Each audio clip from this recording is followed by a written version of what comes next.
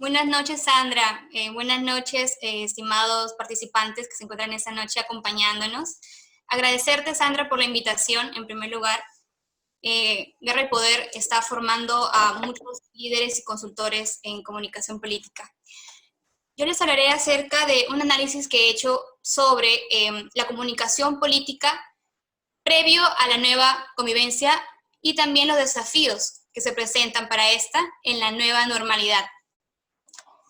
Empezaré manifestando de que la imagen de nuestro presidente Martín Vizcarra, pues si bien es cierto, cuando inició la cuarentena, cuando resurgió por primera vez la pandemia del coronavirus, inició alta su aprobación presidencial, pero últimamente está decayendo. ¿Por qué? En primer lugar, nuestro presidente ha cometido un desacierto cuando desde el 16 de marzo, que declaró un estado de emergencia en nuestro país, Perú, él empezó a todos los días, al mediodía, emitir un comunicado presidencial. La primera fase de la pandemia del COVID-19 tuvo mucha aprobación por parte del pueblo. Él, si lo analizamos desde el punto de vista de comunicación política, se dedicó a calar su imagen como político. Es decir, como si en plena campaña de elecciones presidenciales se tratase, y no como gestión presidencial. Entonces, cuando al inicio empezaba a emitir sus comunicados al mediodía, que es una hora en donde todos los peruanos, ¿no?, estaban almorzando y estaban escuchando atentamente su mensaje. Después, cuando el ciudadano se dio cuenta de las contrariedades y las contradicciones en las que él incurría, empezó a decaer su aprobación, su popularidad. ¿Por qué? Porque estábamos frente a una pandemia, a un virus que se comporta agresivamente, ¿sí?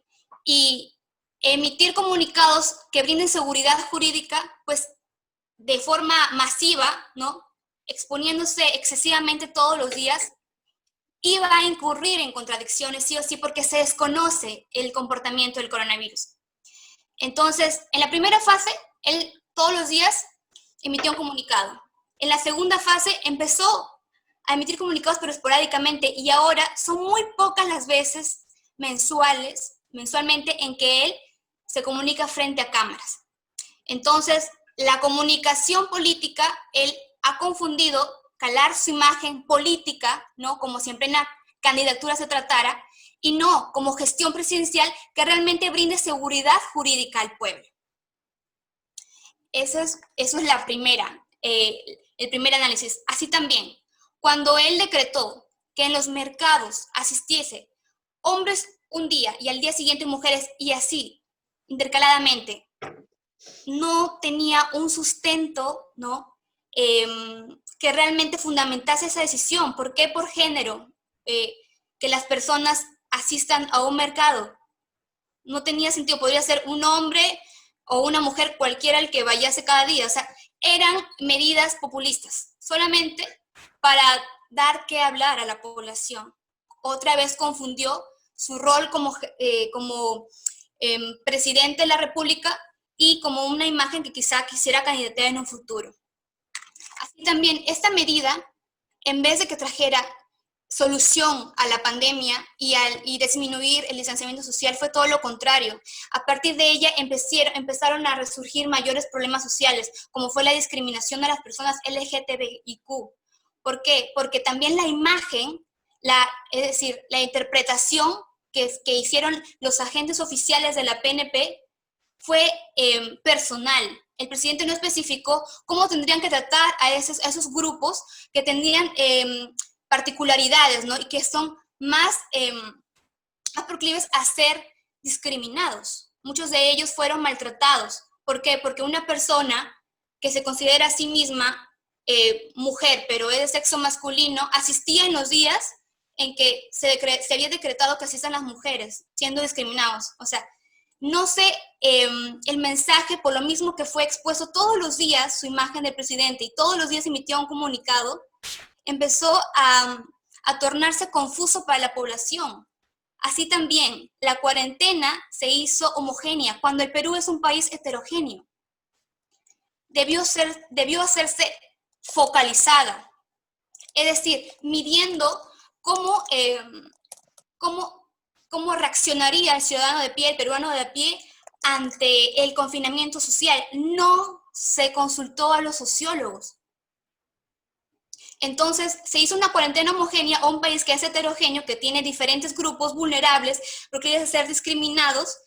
Así también no se midió cómo sería la reacción de la población de acuerdo a las clases sociales, trayendo mayores problemas sociales.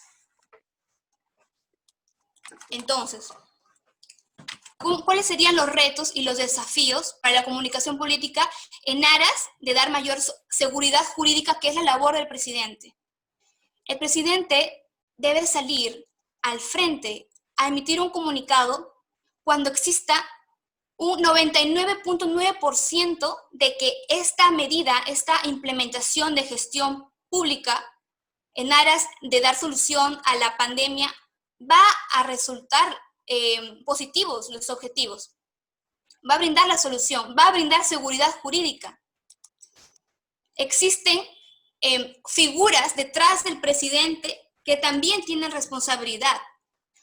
Organizaciones gubernamentales, gobiernos regionales, ministerios, ellos deben ser los primeros en salir al frente a dar un comunicado, y al final debe salir el presidente de la República. Solamente cuando existe mínimo de riesgo de que el comunicado no tenga el efecto que se busca. Para ello existen organismos que se encargan de revisar ese riesgo, de revisión de riesgo. Eso sería una sugerencia para el presidente de la República y para las demás autoridades que se encargan por velar por el bienestar público. Así también, otro reto y otro desafío, se debe recibir los aportes de especialistas de diferentes ramas. Es decir, desde un enfoque multidisciplinario, se debe consultar a los sociólogos, a los politólogos, a abogados, no solamente a las personas especialistas que se encuentran dentro de la línea de la salud, que si bien es cierto, son las encargadas de disminuir, ¿no?, por ser las mismas capacitadas en los centros de establecimiento de salud y de dar solución a este virus, también a los demás especialistas es necesario consultarles a ellos con la finalidad de que la solución a los diferentes problemas sociales que se han tornado a partir del brote de la pandemia den soluciones. Cuanto más específicas sean las implementaciones de gestión pública, las soluciones serán aún más efectivas, una mayor eficiencia y eficacia. Así también, es necesario que identifiquemos que en la comunicación política existen dos personajes, el emisor del mensaje y el receptor. El emisor, en este caso, el presidente de la República, ministros, demás personas del gobierno central, y así también el ciudadano. Una óptima comunicación política por parte del presidente de la República, ministros, congresistas también, y una buena comunicación política por parte del ciudadano va a generar un consenso, un diálogo y un mensaje claro y preciso. Para ello también es necesario que nosotros, como ciudadanos, tengamos mayor interés por los problemas sociales, nos involucremos, seamos protagonistas y gestores del cambio en aras de brindar una solución y poder salir victoriosos de esta pandemia que, sin precedentes, aún desconocemos cómo va a resurgir. Y a todo el equipo de Guerra y Poder por la invitación. Saludos a todos los presentes. Mi nombre es Alfredo, soy de Colombia.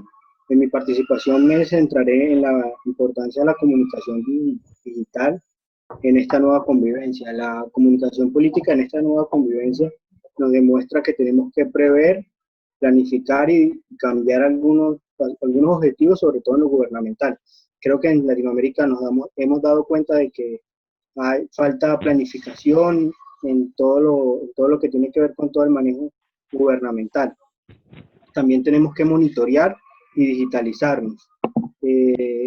Muchos gobernantes y políticos la pandemia los hizo chocar con una realidad, porque desde tiempo atrás se venía hablando sobre la comunicación digital, sobre el uso de ecosistemas digitales, no solo las redes sociales en campaña, de la tecnopolítica, que es todo ese uso y práctica de las nuevas tecnologías en la política, de comunicar desde lo digital, del uso de plataformas de videollamadas como la que estamos utilizando ahora o de conferencias, que no son nuevas. Muchas personas ahora lo están viendo como una novedad. Lo mismo pasa con el TikTok. TikTok es una plataforma que tiene más o menos 4 años, pero con todo el boom y el tema del aislamiento, digamos, se ha puesto de moda y creo que se han convertido como en una forma, pero hay que saberlo utilizar. También debemos apostarle a plataformas de optimizar procesos en lo gubernamental y en lo político, pero también creo que los políticos y los gobernantes habían sido como reacios a dar estos pasos porque no lo veían conveniente, no les llamaba la atención, o algunos estaban por estar, como lo que está pasando ahora con el tema del TikTok. Yo creo que uno debe ser estratégico a la hora de utilizar todas estas herramientas digitales y saber el por qué y tener un plan de contenidos para cada una de ellas. Creo que las nuevas condiciones sociales, económicas y políticas requieren modelos de comunicación eficientes que atiendan las expectativas de la comunidad, que le den un mensaje de tranquilidad. Hace poco en una columna estuve hablando sobre los mensajes de tranquilidad y su importancia en estos momentos y su importancia de cara al futuro. Hacía como un recuento de las charlas de las chimeneas que utilizaba Franklin Delano Roosevelt en la época de la Gran Depresión y las hacía como que pasamos de esas charlas a las charlas por Zoom. ¿Por qué? Porque por lo menos ahora los gobernantes las están utilizando, como por lo menos la alcaldesa del Distrito de Columbia en Washington, para comunicarse con la comunidad. También otros gobernantes lo están haciendo. También en el caso electoral se están utilizando mucho. Por lo menos hay una candidata en Bolivia que tiene más o menos 10 reuniones por Zoom para escuchar a sus electores y a todo su equipo. ¿A qué voy con todo esto? Que el distanciamiento y esta nueva forma de vida no nos desconecte de la realidad, porque la verdad hemos visto gobernantes desconectados, algunos políticos totalmente desaparecidos, por lo menos en el caso de Colombia, algunos repartieron alimentos y se tomaron la foto la primera semana y después ya no le contestan ni a su equipo, no le contestan a las personas a la comunidad, no le contestan a las personas que en algún momento creyeron en ese proyecto político y que en estos momentos están necesitando una ayuda o un mensaje para poder afrontar toda esta crisis. Y me gustaría dejar 5 reflexiones sobre la comunicación política de cara a la nueva normalidad o nueva convivencia. La primera, que el uso de lo digital será una normalidad, pero de cara a las próximas elecciones, pero no van a ser campañas 100% digitales como algunas personas lo decían al principio de esta pandemia, porque ya lo vimos en el proceso de República Dominicana, pero creo que las redes sociales, todo el ecosistema digital, se dieron cuenta los políticos que es de suma importancia. Lo segundo, creo que el uso de las redes sociales debe ser sensato, coherente y estratégico. Como se lo leía hace poco a uno de los comentaristas de hoy, Marco Toribio, las redes sociales son una bendición o tu maldición. Entonces debemos saberlas utilizar. Por eso creo que no debe haber espacio para sobrinity manager o para estrategas sin formación. En lo tercero, creo que necesitamos gobiernos implementar o avanzar en los gobiernos digitales, como también que los gobiernos garanticen la ciberseguridad. No puede estar pasando lo que pasó ayer en República Dominicana, que uno de los candidatos presidenciales, que ahora es el que salió electo, tuvo ataques cibernéticos. Eso no puede pasar en esta época. Cuarto, creo que los efectos colaterales de la pandemia, con los efectos colaterales de la pandemia quedó demostrado que algunos gobernantes y políticos no tienen planeación de crisis y algunos ni estrategia tienen. Y quinto, las fake news, las tendencias impulsadas por bots y las salidas en falso como la esposa del presidente de México, serán pandemias que seguirán con nosotros. Y por último, me gustaría terminar con que lo digital no llegó, lo digital ya estaba. solo que la necesidad de este confinamiento nos hizo abrir los ojos y darnos cuenta de esta realidad y del poder de lo digital. Muchas gracias a Sandra y a todas las personas que están hoy en la conferencia y estoy bastante complacido de haber participado en este foro. Constantemente, Sandra. Bueno, yo coincido mucho con lo que ha dicho la ponente anterior. Justamente, el presidente de la República ha mantenido un estilo de comunicacional, un estilo comunicacional de confrontación, ¿no? Esto como una estrategia, digamos, podríamos decirlo como una cortina de humo, como para desviar la atención de los verdaderos problemas. Y hasta cierto punto le ha funcionado, ha tenido éxito. Definitivamente ha tenido asesores, alguien que ha estado ahí, digamos, como dice, soplándole el oído lo que tenía que hacer. Justamente en esta primera etapa, que fue la etapa desde el 15 de marzo, que se comenzó aquí en Perú, lo que es el estado de emergencia, la cuarentena, el estado de inmovilización, podemos ver en esta primera fase aquella en la que el presidente constantemente, casi a diario prácticamente, a mediodía, sale y comienza ante todas las personas, digamos, a dar una serie de constantes recomendaciones, también sobre el avance que se está llevando a cabo en las políticas para enfrentar al COVID. Pero al final resulta que la meseta, por ejemplo, al final este término tan usado, al final no era lo verdadero, ¿no? O sea, al final había una desinformación del mismo presidente. El mismo presidente está, digamos, sin una estrategia, digamos, una planificación adecuada.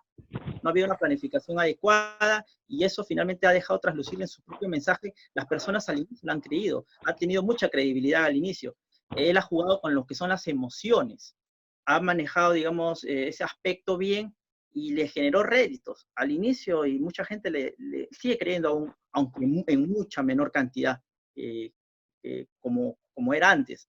Y entonces es ahora que ya se ha dado cuenta que las personas, el pueblo peruano, se ha llegado al hartazgo de alguna forma, ha visto los escándalos también de corrupción que han habido, y entonces el presidente se ha dado cuenta que ya su imagen de alguna forma se ha desgastado. Propiamente también de la superabundancia de información que ha habido con respecto al COVID-19 por todos lados.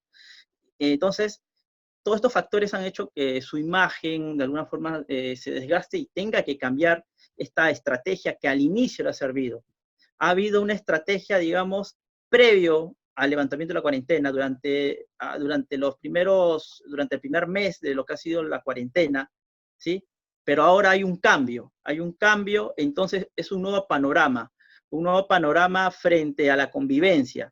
Entonces tiene que cambiar también ese estilo comunicacional que tenía con la ciudadanía, con el objetivo, entre ellos el más importante, lógicamente, es mantener justamente los niveles de contagio al mínimo, ¿no? Si es que se puede decir eso con los 300.000 contagiados que ya tenemos en el Perú.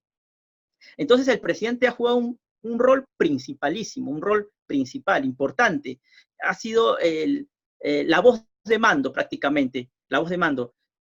Justamente hay un problema ahí porque han sido muy pocas las personas del Ejecutivo que se les ha visto también con ese protagonismo. El presidente prácticamente los ha eclipsado, ¿no? Y ahí se ve como una especie de déficit también de liderazgo, ¿no? De liderazgo, porque el presidente digamos, ha sido bueno, muchas veces lo han tachado como la reina del mediodía, pero en el buen sentido, ¿no?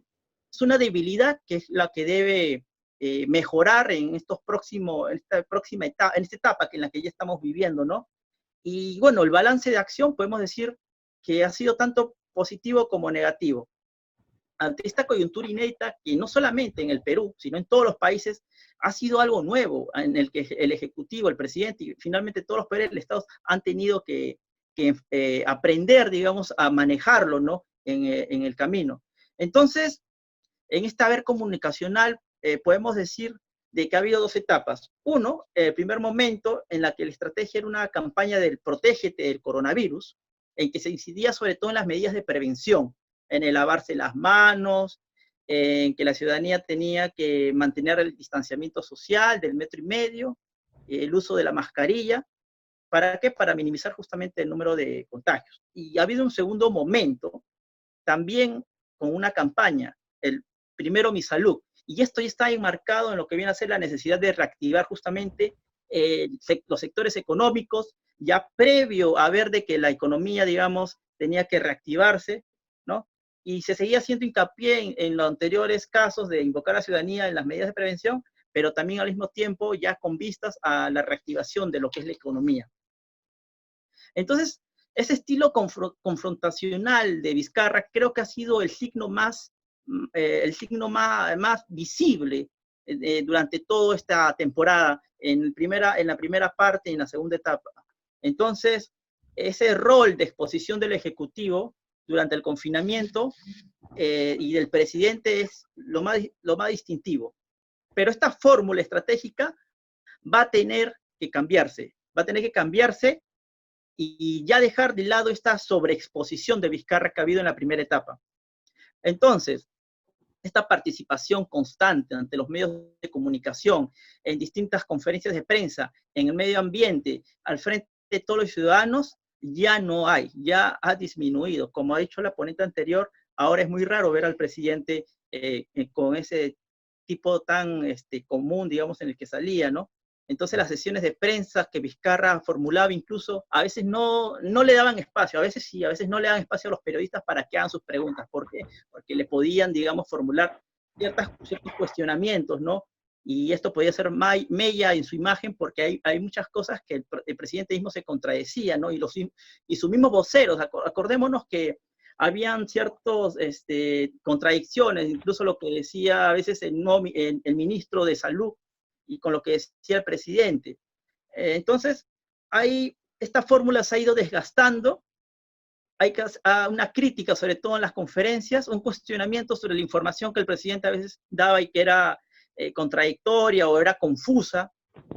Acuérdense que incluso cuando dio una conferencia sobre la que prolongaba justamente la cuarentena, las personas no le había quedado muy claro si se había referido solamente al estado de emergencia, estaban confundidos incluso con el estado de emergencia de lo que es el sistema de salud. Entonces incluso el presidente tuvo que hacer esa distinción. Vino uno de sus asesores, y me acuerdo que en plena grabación, en vivo, ante todos, se le acercó al oído para decirle, ha quedado algo que no está bien claro, y el presidente tuvo que ser más claro en su comunicación, decir exactamente lo que había ocurrido. Entonces, esto evidencia que también ha habido fallas en su estilo comunicacional, y más que todo esto ha sido porque finalmente el Ejecutivo, por más esfuerzos que ha hecho, ha fallado, digamos, en el momento de llevar a buen puerto, digamos, esta crisis sanitaria, ¿no? Entonces, hay un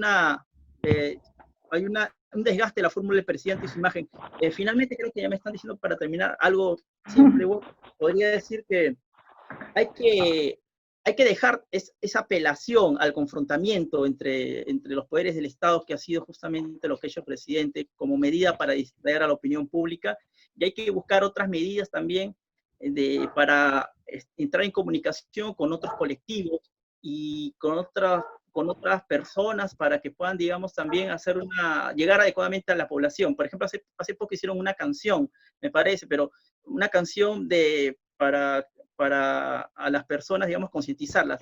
Pero eso no basta, hay que ir hacia otro lado de una forma más, de una mejor forma. Acordémonos de hace 20 años aquí en el Perú hubo una canción acerca del cuidado del cuerpo, yo sé cuidar mi cuerpo, no sé si ustedes acordarán, hace más de 20 años, una canción simple, parece muy infantil todo, pero hasta ahorita lo recordamos y fue muy efectiva para evitar justamente esta cuestión del abuso sexual, de alguna forma, de las personas mayores, ¿no? Entonces hay que ir, digamos, pensando en mecanismos más eficaces.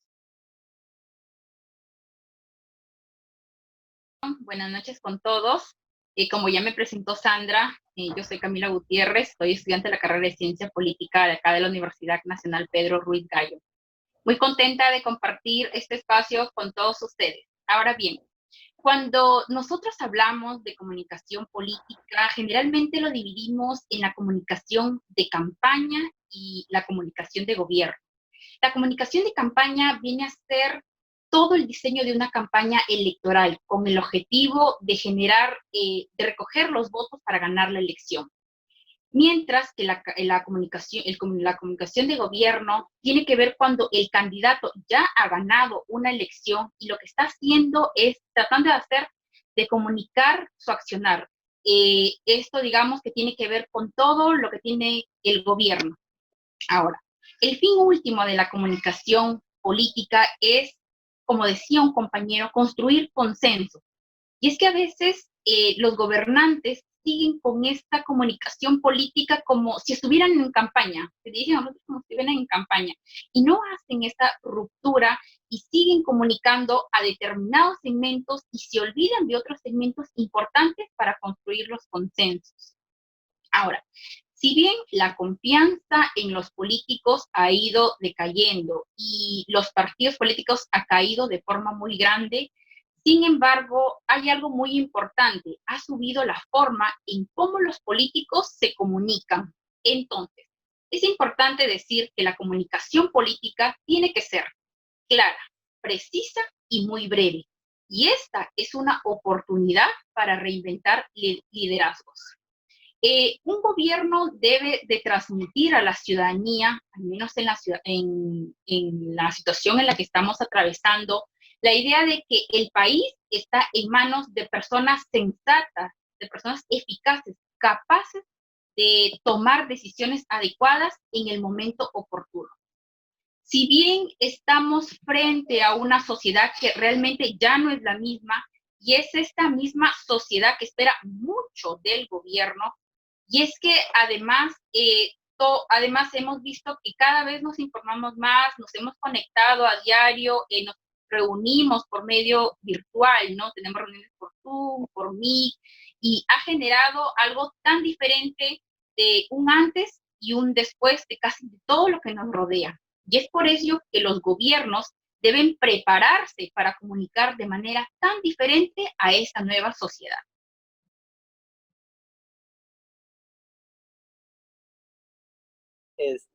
Y bueno, como ustedes sabrán, pues ya lo han escuchado, me imagino que en un montón de pláticas y de foros y demás, sí van a haber cambios a partir de este fenómeno de la pandemia, sí va a haber cambios post pandemia, como ustedes ya lo saben, no hay que redundar tanto en esto.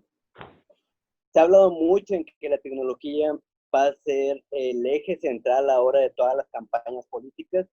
Sin embargo, yo creo que no, porque sí las tecnologías y las redes sociales sí han tenido mayor importancia a partir del inicio de la cuarentena en los diversos países, a partir de las medidas. En este caso, a mí no me tocará abordar sobre si las medidas tomadas por los distintos gobiernos en el mundo son buenas o malas. Ya la ciudadanía decidirá esto a través de las urnas y después de la conexión. Bueno, como les estaba diciendo, hay cambios indudablemente en tiempos post-COVID. Digamos que se ha hablado mucho en que la tecnología va a ser el eje central de toda la campaña, de toda la política o de la comunicación política. Sin embargo, pues ya dependerá en sí de otro tipo de factores. No creo que las redes sociales sean todo.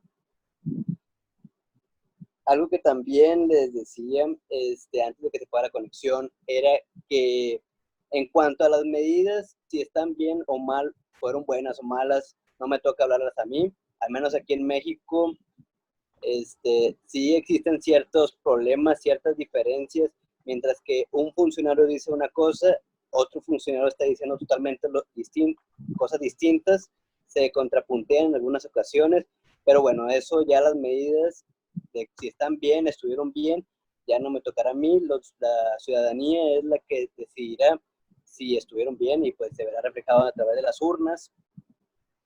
También, digamos, lo que sí nos toca abordar es que hay que ser creativos, hay que rediseñar o pensar en nuevas formas de organizar los eventos masivos, los eventos públicos, los eventos en la calle, a través del uso de cubrebocas.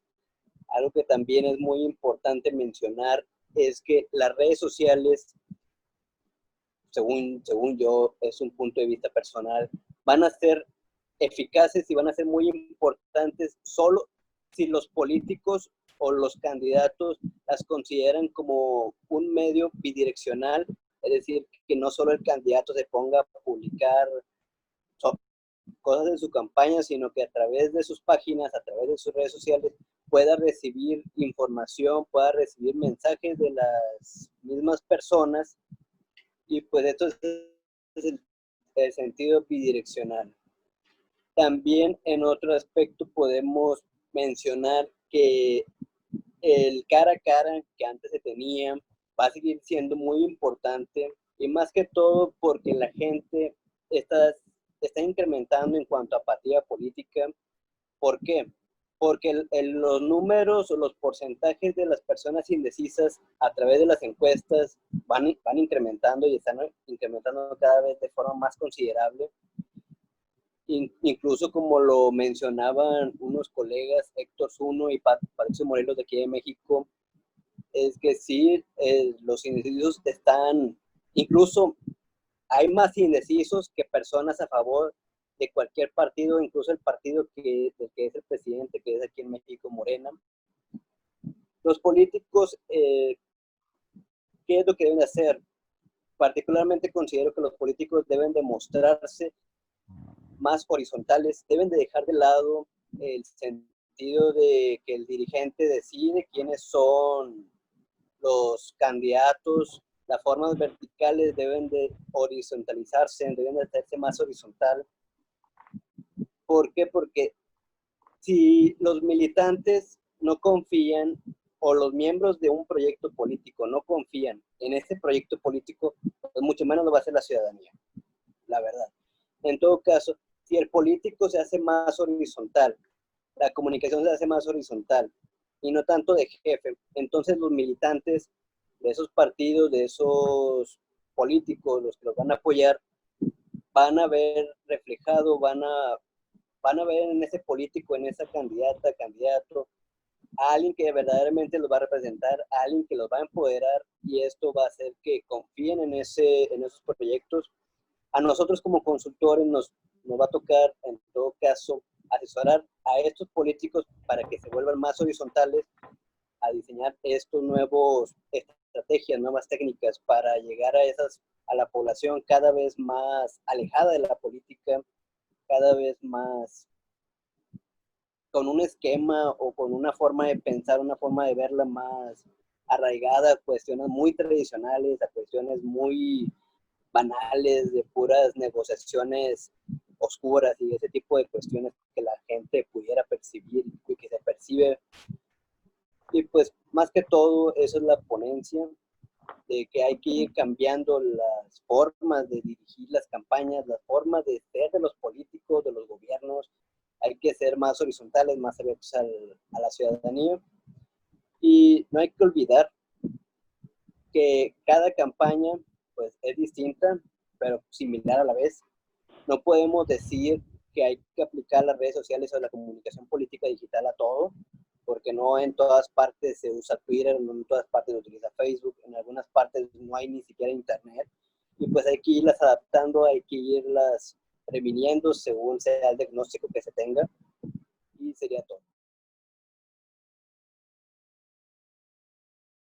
Y todas Latinoamérica. Primero quiero agradecer a la consultora Poder y Guerra por la invitación. Gracias, Sandra. Saludos para usted y para todos los presentes que participan en este diálogo.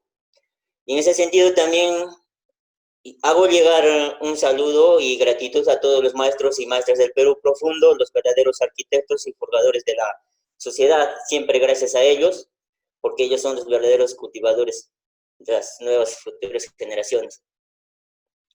Primero quiero tocar una partecita de la compañera o de Perú, de Celeste. Hablar hoy en día en comunicación política de emisor, receptor y emisor, mensaje, receptor es algo desfasado ya, ¿no? Eso es caer en el discurso viejo del funcionalismo norteamericano. Hoy en día necesitamos más retroalimentación, más participación de la sociedad misma. Creo que De esa forma podemos dar soluciones a muchas cosas.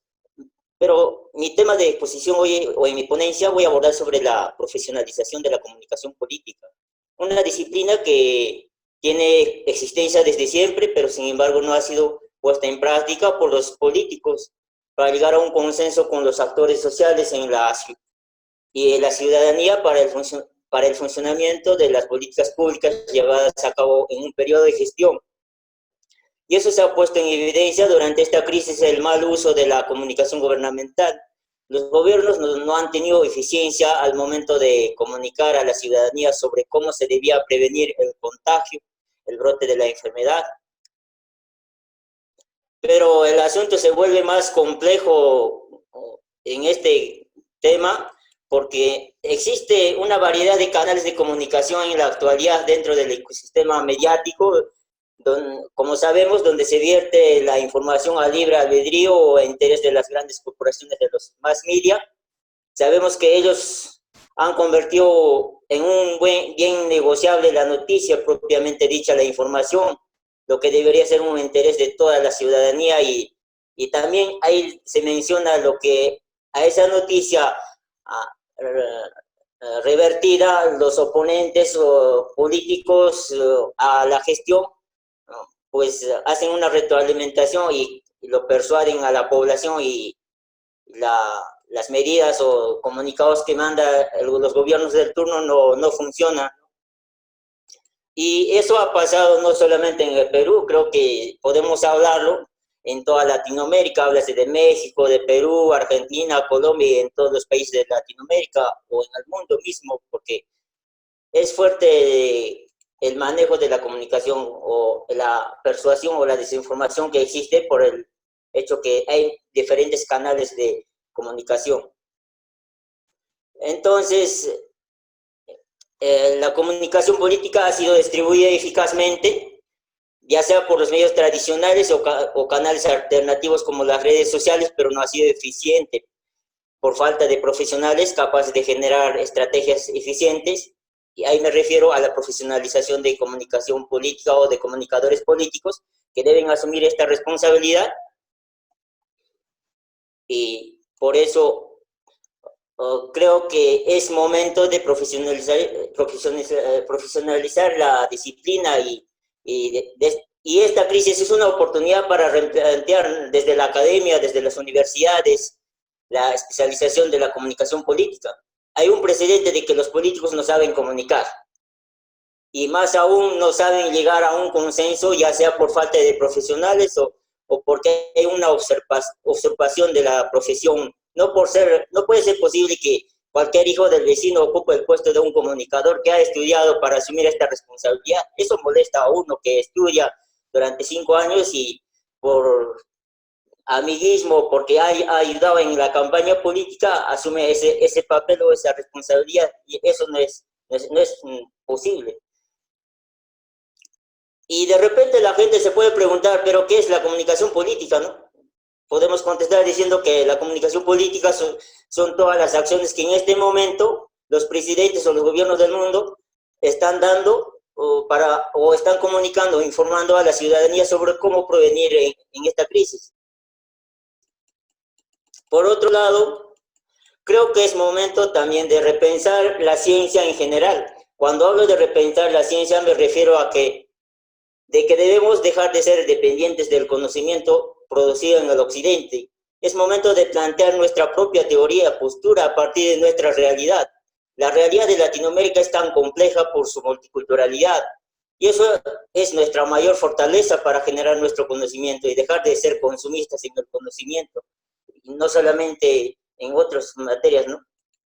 Necesitamos, creo que este momento es pertinente para plantear de que haya científicos sociales sin banderas, sin color, sin dejar de ser intelectuales específicos, algo que planteaba Michel Foucault, ¿no? Planteaba intelectuales específicos y intelectuales universales. Él consideraba aquellos intelectuales específicos son aquellos que están defendiendo a un partido político o a una ideología. Y creo que en este momento eso abunda, porque casi la mayoría está con la derecha o con la izquierda, por eso no hay un consenso para solucionar los problemas que hay en este momento.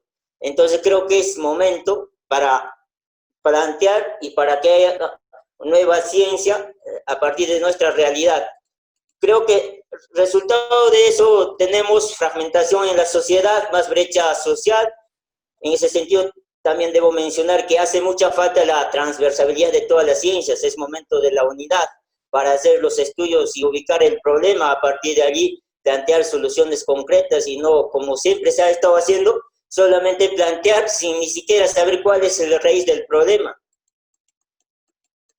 Y en esta juega un rol importante la comunicación como una ciencia que canaliza para la interacción de todas las ciencias. Eso sería mi ponencia.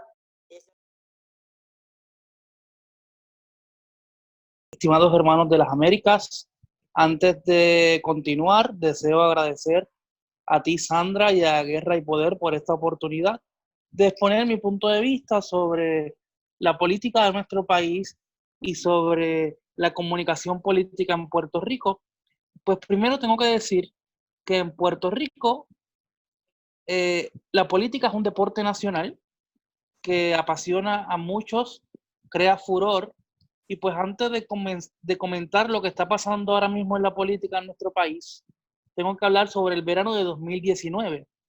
En verano del 2019 se escribe una historia donde el primer gobernador electo renuncia al cargo porque sale un lío de un chat de Telegram y salen tantos planteamientos que el pueblo, el soberano de la democracia, se tiró a la calle por más de 15 días y estuvieron protestando en todo Puerto Rico, pero particularmente en el área donde estaba lo que es la Casa de Gobierno. Aquí en Puerto Rico se conoce como la Fortaleza, y entonces esas protestas culminaban totalmente violentas, y pues por más de 25 días al final del camino el gobernador tuvo que desistir y renunciar a su posición.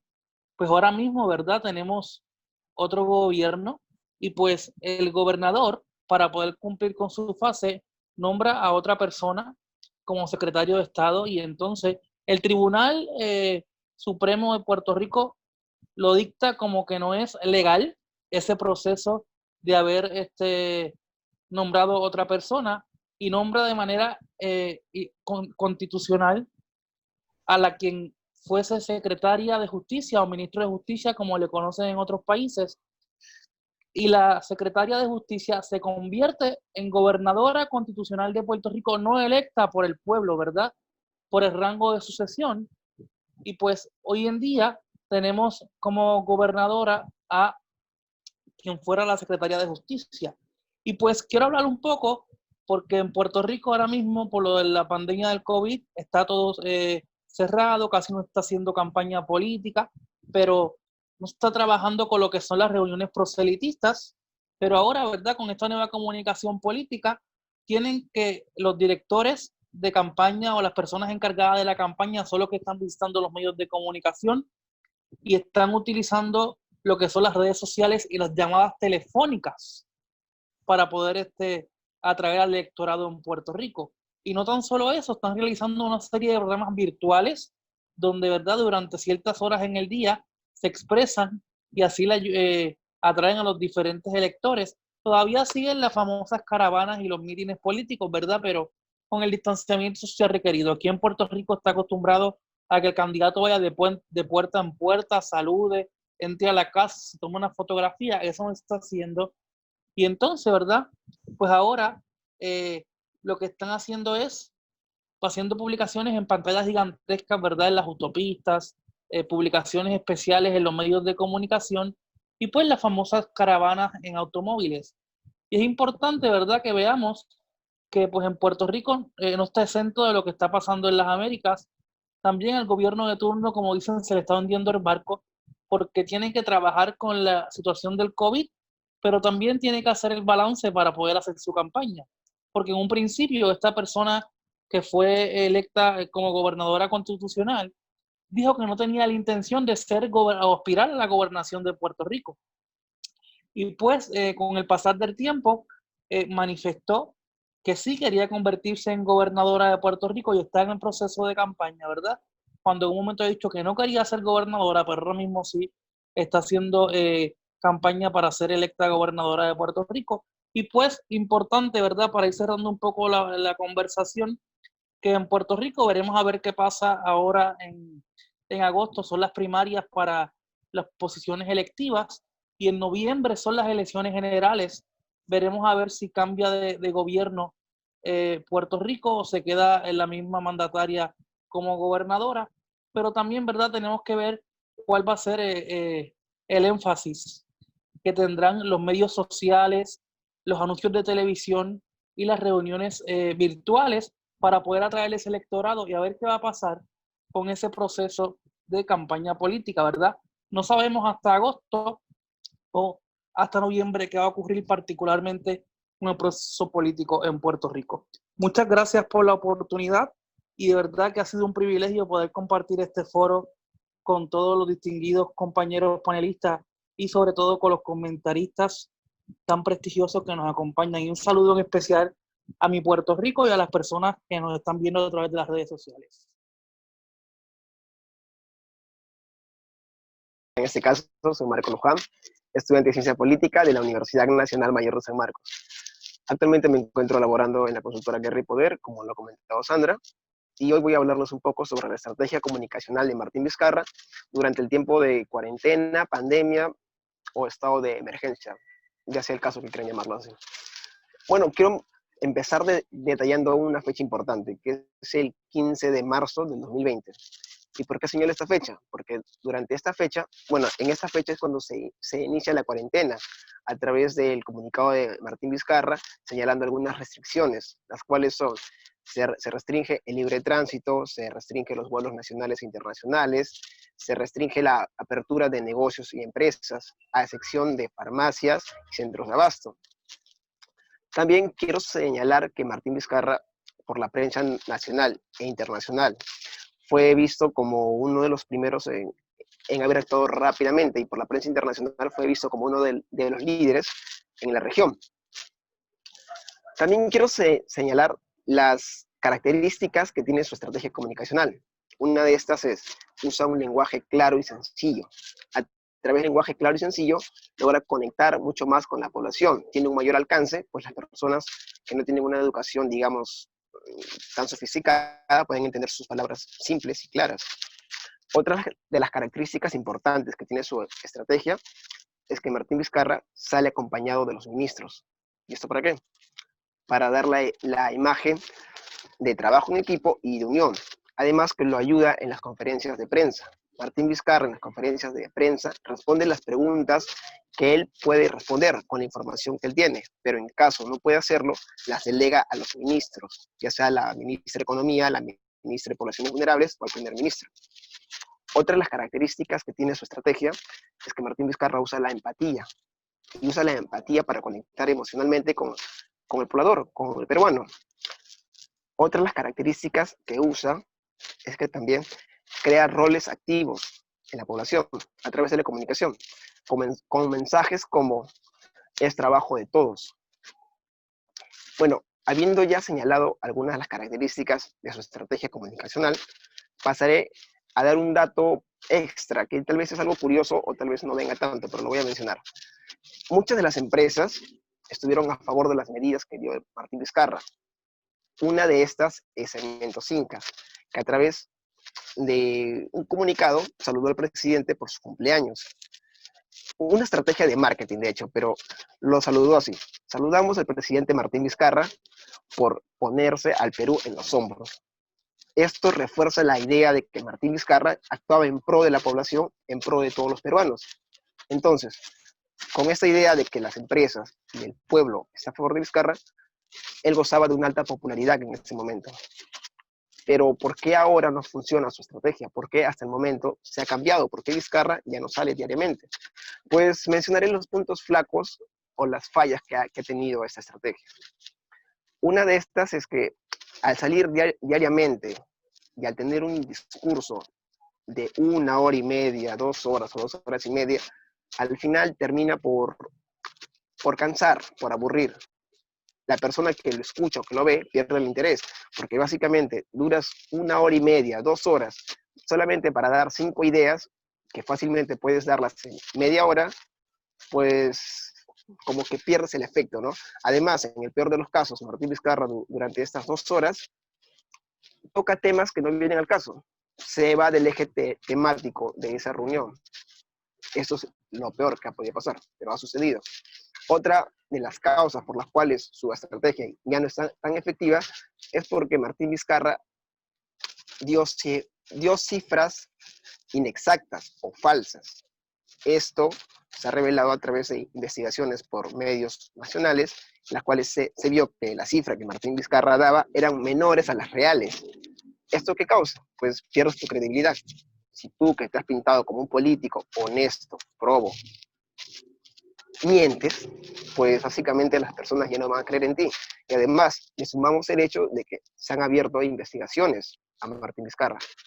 Acusaciones, de hecho, por el caso de Richard Swing, y ahora su mano derecha, Miriam Morales, y su sobrino, que es lo más actual. Básicamente, si tú eres un político que te has tratado de pintar como el pata honesto, el pata probo, y no eres tan probo, pues básicamente tu imagen que has construido se puede romper fácilmente, así. No sé si tengo algo más de tiempo para poder darme algunas ideas más. ¿Sí? Ok. Ya. Ahora con esto del conflicto que se ha dado entre Martín Vizcarra y el Congreso por el tema de la inmunidad parlamentaria, que es realmente algo nuevo, pues, no tan nuevo, perdónenme, no nuevo porque ya se ha dado antes, sino es algo que se está dando actualmente, algo más contemporáneo, podría decirlo. Pues Martín Vizcarra, a través de su comunicado en el cual llamaba a referéndum, invocaba a la población a ir a votar. Y nos recordaba esto de la lucha frontal que tiene aún contra la corrupción. Y él hace esto para poder crear esta imagen. El gobierno lucha contra la corrupción. Yo soy el gobierno. Si luchamos contra la corrupción, y la corrupción es aquellos que nos están poniendo trabas, ¿quién nos está poniendo trabas? El Congreso. Básicamente quiere crear esa analogía. Si creas esa analogía, ya de por sí estás tratando de sacarte a los enemigos políticos que puedas tener por delante. Va un poco que con su discurso que él está tratando de dar. Chambi Punchau, Ayuntuta Masikuna. Buenos días, buenas tardes y buenas noches, hermanos. Ñuja Sutija, Luigi Fiestas Mi, Briones Mikani, mi nombre es Luigi Fiestas Briones. Ñuja Ventanilla Yacta, Lima Suyumanta Cani, yo soy de Ventanilla, la ciudad de Ventanilla, en la provincia de Lima. Bueno, muchas gracias Sandra por la presentación. Y sí, actualmente soy el director de la asociación CICP, Centro de Investigación de Ciencia Política, organización académica que pertenece a la Escuela Profesional de Ciencia Política de la Universidad Nacional Federico Villarreal, la primera escuela de ciencia política a nivel nacional, ¿no? Como dice Sandra, un símil quizá a San Marcos. Y bueno, desde mi experiencia en ciencia política y mis especializaciones en procesos electorales, análisis electoral, vengo a hablarles un poco de lo que yo creo que son los retos de la comunicación política de cara a la nueva convivencia, como menciona el post. Entonces, hay que entender algo. La pandemia, el COVID-19, no solo ha golpeado al Perú en temas sociales, en temas económicos, ¿no? Como muchos de mis predecesores han mencionado, sino también está golpeando uno de los puntos más importantes, de los problemas más importantes, que es el problema de la democracia. Específicamente de los procesos de renovación de la cuota de poder, es decir, las elecciones. Obviamente desde una mirada instrumentalista de las mismas, ¿no? Para los que de repente están acá en Perú y para los que no, les comento que este año se dieron las S2020, las elecciones congresales extraordinarias 2020. En el año 2021 vamos a contar con elecciones presidenciales, congresales y de Parlamento Andino. Si es que, bueno, hasta ayer estaba más o menos la teoría también de que se hubiera sometido a referéndum el tema del levantamiento, de la eliminación de la inmunidad parlamentaria, así que hubiéramos tenido 4 diferentes tipos de elecciones, ¿no? Y bueno, el año 2022 llegamos con las regionales y municipales. como los que tuvimos hace poco en el 2018. Entonces, ¿cómo es que estos procesos, estos procesos electorales de renovación de cuota de poder, de afianzamiento o de renovación de la cuota de poder, como mencionó Carmelo, ¿no?, del soberano de la democracia, es decir, el pueblo, se relaciona con la comunicación política, ¿no? Es un poco difuso en sí la definición como tal de la comunicación política, pero se puede aterrizar dentro de lo que respecta al ciclo electoral, que viene a ser como un ciudadano, ¿no? Pasa por las etapas del ciclo electoral, desde el diseño de su campaña, la implementación de la campaña, es decir, cuando es un candidato y ejerce el sufragio pasivo, ¿no? Y cuando, digamos, si se diera el caso, llega a ser gobernante. Entonces ahí tenemos una primera diferenciación, que es la comunicación electoral durante campaña y la comunicación gubernamental cuando ya es un gobernante. Entonces, desde la comunicación electoral hay muchos temas, ¿no? Uno de los temas más importantes es cómo adaptar la comunicación, que viene a ser la difusión de un mensaje, la interacción, la transmisión de información política, ¿no?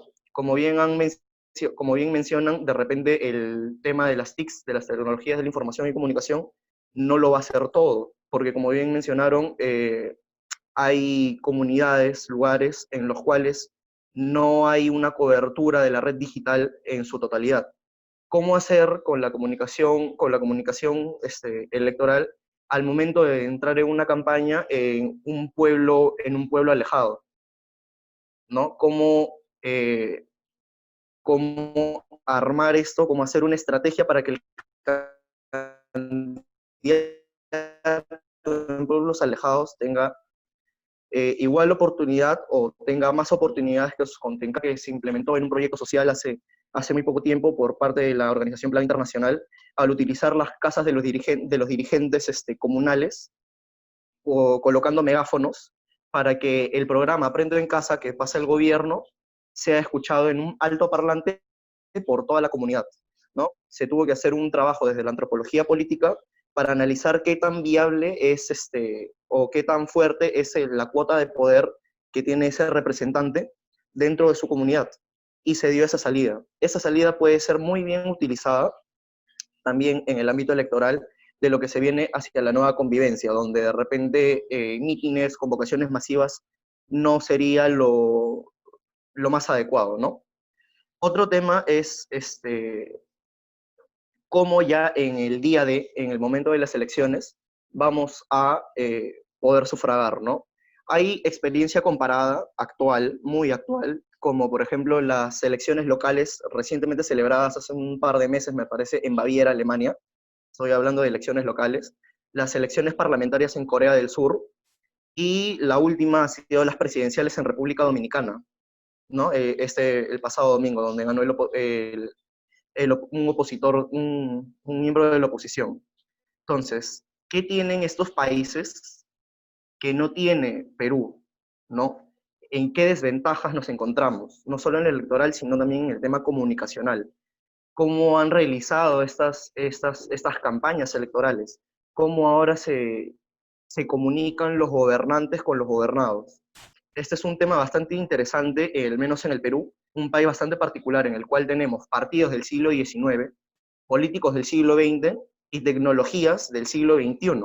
Entonces, uno de los principales retos de la comunicación política y de la ciencia política en general es hacer que estos tres aspectos converjan y se conviertan en algo que distinga a los candidatos, ¿no? Como bien mencionaron, si no me equivoco, fue Luis Eduardo, este tema va a ser muy, muy, muy vigente. Se va a tener que pensar mucho en cómo se va a poder hacer esto. Y otro tema importante, de cara a lo que se ha mencionado por nuestro compañero de Apurímac, si no me equivoco, es cómo entramos nosotros, que nos estamos formando, de cara a estos nuevos procesos, ¿no? Mediante la profesionalización, hay comunidades, lugares en los cuales no hay una cobertura de la red digital en su totalidad.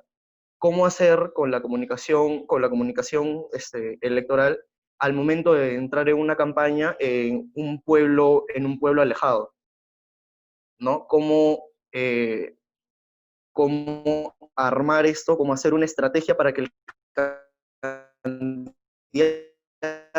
en pueblos alejados tenga igual oportunidad o tenga más oportunidades que su contrincante, que se implementó en un proyecto social hace muy poco tiempo por parte de la Organización Plan Internacional, al utilizar las casas de los dirigentes comunales o colocando megáfonos para que el programa Aprendo en Casa que pasa el gobierno sea escuchado en un altoparlante por toda la comunidad, ¿no? Se tuvo que hacer un trabajo desde la antropología política para analizar qué tan viable es o qué tan fuerte es la cuota de poder que tiene ese representante dentro de su comunidad. Y se dio esa salida. Esa salida puede ser muy bien utilizada también en el ámbito electoral de lo que se viene hacia la nueva convivencia, donde de repente mítines, convocaciones masivas no sería lo más adecuado, ¿no? Otro tema es cómo ya en el momento de las elecciones, vamos a poder sufragar, ¿no? Hay experiencia comparada actual, muy actual, como por ejemplo las elecciones locales recientemente celebradas hace un par de meses, me parece, en Baviera, Alemania.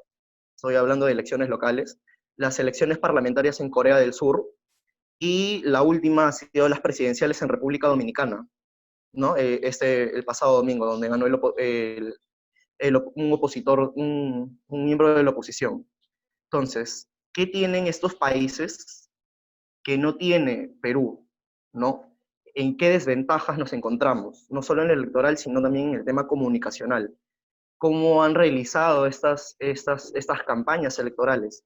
¿Cómo ahora se comunican los gobernantes con los gobernados? Este es un tema bastante interesante, al menos en el Perú, un país bastante particular en el cual tenemos partidos del siglo XIX, políticos del siglo XX y tecnologías del siglo XXI. Entonces, uno de los principales retos de la comunicación política y de la ciencia política en general es hacer que estos tres aspectos converjan y se conviertan en algo que distinga a los candidatos, ¿no? Como bien mencionó como bien mencionaron, si no me equivoco, fue Luis Eduardo, este tema va a ser muy, muy, muy vigente. Se va a tener que pensar mucho en cómo se va a poder hacer esto. Y otro tema importante, de cara a lo que se ha mencionado por nuestro compañero de Apurímac, si no me equivoco, es cómo entramos nosotros, que nos estamos formando, de cara a estos nuevos procesos, ¿no? Mediante la profesionalización o la especialización de la comunicación política y de todo lo que nosotros venimos aportando, ¿no? De la psicología política, donde la convivencia de los humanos se hace un poco cuesta arriba, en términos que hay un temperamento de distanciamiento y de miedo a la vez de ir a los lugares públicos a compartir, ¿no? A compartir en los espacios públicos en los tiempos de coronavirus. En caso venezolano, el gobierno ha llevado la comunicación gubernamental que ha aplicado un 7+7. El 7+7 es 7 días de confinamiento y 7 días de flexibilización. Ha dado como una especie de impositivo la comunicación en términos generativos. También porque Venezuela está pasando una crisis social y política de lo que antes del COVID-19, una guerra de poderes entre por el poder legislativo y el poder ejecutivo que ha agudizado la pandemia aquí en Venezuela. La parte de la convivencia ha sido de calma en los últimos meses. Parte de la convivencia ha sido entre los actores políticos, dime y direte, entre el presidente presidente que está encargado del gobierno, que es Nicolás Maduro, y el presidente de la Asamblea Nacional, que es el poder legislativo de Juan Guaidó. Ha sido una confrontación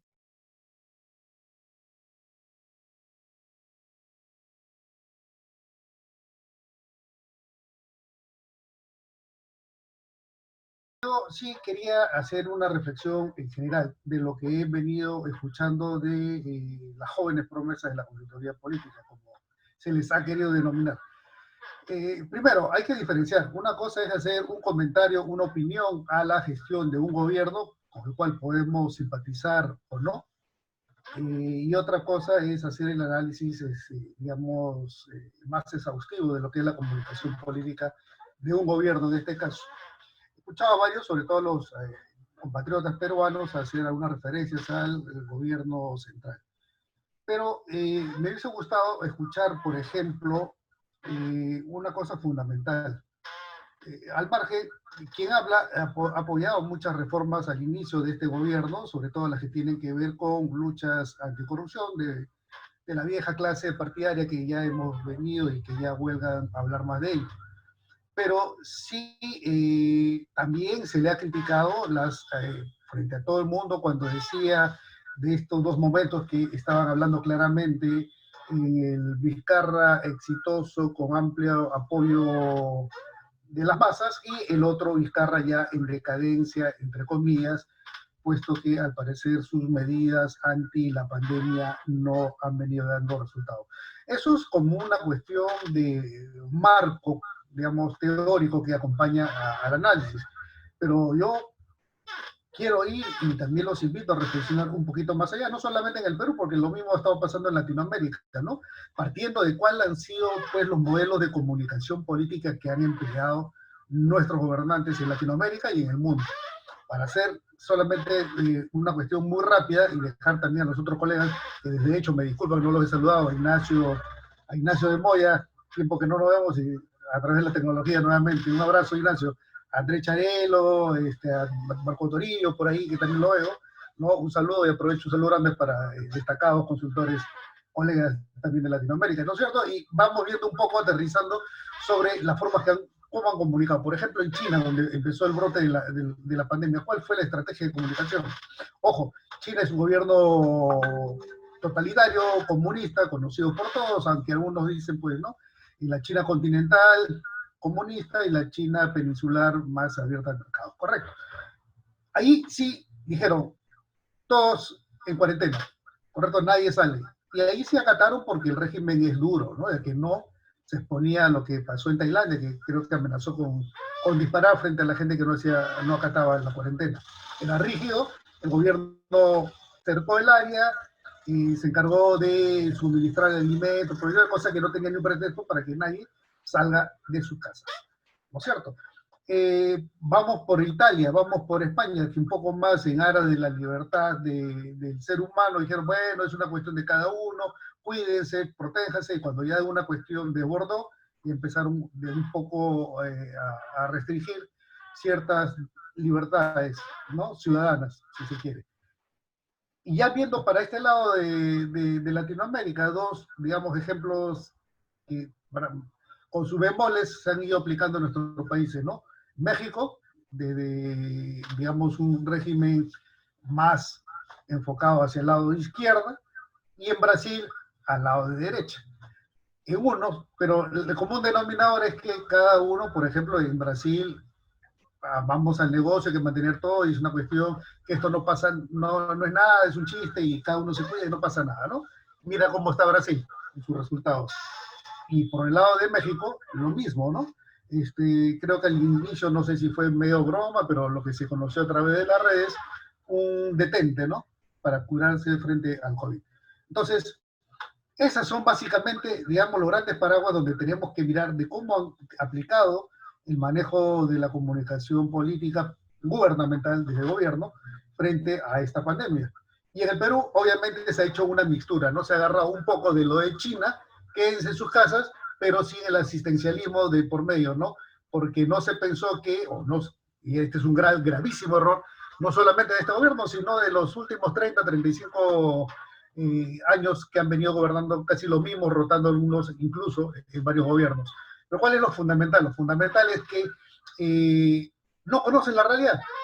Voy a centrarme en el caso peruano netamente. No conocen la realidad.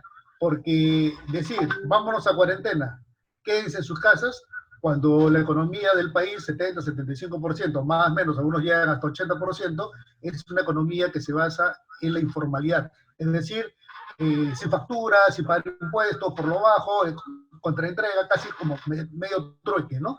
Y son pocas las empresas que, digamos, son grandes, informales y que pagan sus impuestos, tributan y tienen todo eso. Correcto. Y es una gran, o sea, recién la pandemia nos ha desnudado que los gobernantes recién se enteran que la mayoría de peruanos no usa el banco, el sistema financiero, y no tiene una cuenta de ahorro. Y cuando quiere dar el subsidio por la cuenta para que retiren, no tienen cuenta, porque obviamente ven al sistema financiero con desconfianza, como un sistema abusivo, como un sistema que, bueno, no le brindan ni un beneficio, más bien todo lo contrario. Entonces, frente a ello, el gobierno ha reaccionado. Otra idea que lanzaron, quédate en tu casa, y la gente que no tiene casa, lávate las manos, y la gente que no tiene servicios básicos de salubridad, no hay agua ni desagüe en su casa, ¿qué le está diciendo? Me pregunto, son grandes bolsones, inclusive bolsones electorales en el país, que están, digamos, en esas condiciones, y a ellos les van a decir, lávate las manos, no tienes servicios de agua en su casa. Correcto. Entonces, muchas de estas cosas han fallado porque no se ha sabido enfrentar la red, al margen de que estamos peleando con una pandemia, con un virus que desde marzo para acá, que afectó desde la segunda quincena de marzo en el Perú, el primer caso registrado, no se sabía con quién se estaba peleando. Ahora, después de más de 100 días, más o menos tenemos una idea, aún vaga todavía, pero tenemos algunas cosas más claras, ¿no? Pero aún se sigue manteniendo. El responsable no es el gobierno, es usted el ciudadano, el irresponsable. Y eso creo que se ha venido desdibujando toda la estrategia comunicacional del gobierno, puesto que digamos que la comunicación, esta es una precisión muy personal, se radica en la seguridad. La seguridad que te pueda brindar en este gobierno no te da una cierta confianza. Por ejemplo, solamente para hacer un paralelo con el gobierno de El Salvador, ¿no es cierto? En donde dice, señores, no se preocupen ustedes, porque acá el gobierno va a pagar los alquileres para los que alquilan y no lo van a dejar en la calle, los servicios los asume el gobierno, no sé hasta cuándo le resista, pero por lo menos brinda confianza, y la gente se siente segura y la gente aplaude, y obviamente la gente, digamos, a nivel mundial tiene, digamos, cierto posicionamiento. Ese tipo de gestión de la comunicación que está aplicándose en El Salvador.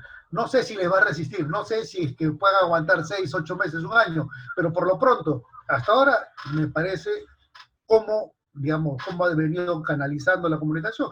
Igual, por ejemplo, para irse en Canadá, el presidente Trudeau también dijo, no, tranquilo, aquí está su Estado, nosotros lo vamos a apoyar, vamos a acompañar, no se preocupe usted por nada, el Estado va a salir a apoyar, ¿no? Lo mismo pasó con Macron en Francia, ¿no? Y en cambio, para hacer la comparación con el Perú, el presidente Vizcarra, dijo, hay que pedirle, por favor, al sistema financiero a ver si se conmueve y refinancia las hipotecas, los créditos, los consumos y todo lo demás. ¿Correcto? A ver si se regulan, ¿no es cierto?, las empresas de telefonía. Ahorita estamos viendo en el Perú, parece que los estragos de esta epidemia, que tenemos un deficiente servicio de Internet, sobre todo en la principal proveedor, que es Telefónica del Perú, ¿no? Se está cortando por varios sitios, varios momentos, justo cuando la demanda es grande, porque hay universitarios, colegiales que hacen uso de esta plataforma como el de Zoom. Entonces, para ir resumiendo en conclusión, el gobierno se ha venido, desbordando poco a poco, ¿no? Todos los días que nos tenía acostumbrado a las famosas show de los mediodías, hasta ahora que ya no quiere salir, ya no se quiere presentar. Y si a eso le sumamos que cuando dijo, yo entiendo, parece que le dieron cifras no reales, y dijo, ya llegamos al pico, ya estamos en la meseta. Y toda la gente dijo, ya estamos saliendo. Nada, todos los días se incrementa, hasta ahora sigue incrementándose los casos de contagio. ¿correcto? Entonces, eso ha ido un poco destruyendo su argumento, esa seguridad que entre comillas brindaba, se ha ido desdibujando con la realidad. Y hasta ahorita no hemos llegado a ni una meseta, y de eso fue casi ya un mes, si no me falla la memoria. Entonces, y no ha podido variar, y si a eso le sumamos corrupción en las compras por parte de la policía, de los ministerios, Ministerio del Interior, de las regiones, de los alcaldes, de la propia Contraloría, que compraron algunas cosas, unos jabones, unas cosas de esas, sin los requerimientos básicos como bien solicitado. Entonces la gente dice, bueno, señores, una vez más, este gobierno que al principio pintaba como el abanderado de la lucha anticorrupción, bueno, dijeron, señores, esto no va, este es un gobierno más que nos ha estafado, y volvemos a la vieja usanza, sálvese quien pueda, y una vez la solidaridad sí, pero del ciudadano de a pie, de los barrios, de las urbanizaciones, de las instituciones, dándose la mano. Y para terminar, no ha habido una orfandad de liderazgos, tanto del sector político, de la clase política, como de la sociedad civil, con muy honrosas excepciones. Pero además, en un momento preelectoral, en donde podrían de una manera, digamos, orientar o aflorar nuevos liderazgos de cara al próximo Congreso o a la presidencia, si se quiere, bueno, la gente ha dicho, bueno, esto no es conmigo, y se han escondido abajo de la cama y nadie dice nada. Ahora recién están tratando de, bueno, un enfrentamiento absurdo de la inmunidad parlamentaria, cuando hay cosas más importantes que se tienen que resolver. Y finalmente, para terminar, yo creo que la estrategia de comunicación de este gobierno frente a la pandemia ha sido deficiente, ¿no? Muy deficiente. Decía que un saludo pues, a todos los participantes. Es un gusto poder escucharlos y poder sacar alguna serie de conclusiones respecto al tema que hemos tratado y pues a la parte que me toca de crítica constructiva, siempre constructiva, nunca destructiva. Pues yo he echado en falta una serie de cosas. Lo primero, una dicotomía entre aquellos gobiernos que han gestionado más la crisis desde el ámbito sanitario y aquellos gobiernos que han tratado de gestionar la crisis desde el ámbito económico, que sin duda alguna va a marcar la comunicación muy probablemente de las siguientes elecciones o de las elecciones venideras en cualquier parte del mundo, ¿no? Nos vamos a encontrar, por mucho que no se quiera hablar, como decía un compañero, que haya que cambiar el eje de izquierda y derecha, nos vamos a encontrar con este eje discursivo que sin lugar a dudas la parte o el eje de izquierda tratará de centrarnos sobre la parte sanitaria principalmente y en la parte económica desde un ámbito protector, y el eje de derechas tratará de verlo principalmente desde el ámbito económico, obviamente como parte fundamental para el desarrollo de un país y cómo no, para tener las mejores condiciones sanitarias.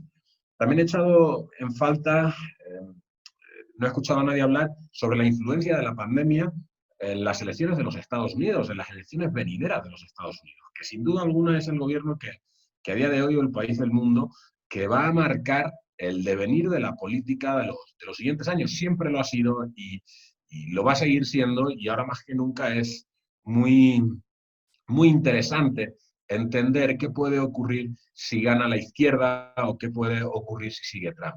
Sin duda alguna estamos asistiendo a nivel mundial a una gran expansión globalista de la izquierda y de la extrema izquierda, que como todo el mundo sabe, pues aprovechan diferentes causas sociales para hacer de ellas un marco discursivo que introducen dentro de muchas sociedades, y si llegase a gobernar también en Estados Unidos, pues probablemente ese eje de contención entre derecha e izquierda que existe entre China y Estados Unidos se podría ver obviamente roto, y sin duda alguna la pandemia pues está influyendo bastante en eso. Los últimos estudios que hay dicen que si a día de hoy hubiese elecciones en Estados Unidos, ganaría la izquierda. Hay que ver, todavía falta mucho tiempo para las elecciones y allí cambian de un día para otro. Pero es una de las cosas que he echado en falta. También he echado en falta la parte que tiene que ver con la dicotomía discursiva entre credibilidad y certeza. En el caso de Ana Celeste Pérez, la primera interviniente, ahí sí me llamó mucho la atención que ella hablaba que el presidente de Perú ha cuidado más su imagen que la gestión. Me parece un apunte bastante importante. Es una obviedad porque prácticamente todos los presidentes del mundo, o la mayoría, han actuado de esa manera, pero me parece bastante interesante. ¿Por qué? Porque de cara a posibles reelecciones o posibles mandatos políticos, una crisis no se debe jamás gestionar como una campaña de imagen, para tratar de mantener una credibilidad, porque el efecto que sufre es totalmente el contrario. Primero tienes que dar certeza a la ciudadanía y esa certeza va a ser la que te otorgue una credibilidad en la mejor o peor gestión que hayas podido pues, llevar a cabo, ¿no? Y en este sentido, una crisis sanitaria también echaba en falta que no se hablara de quién debería haber gestionado esta crisis. ¿Por qué lo digo?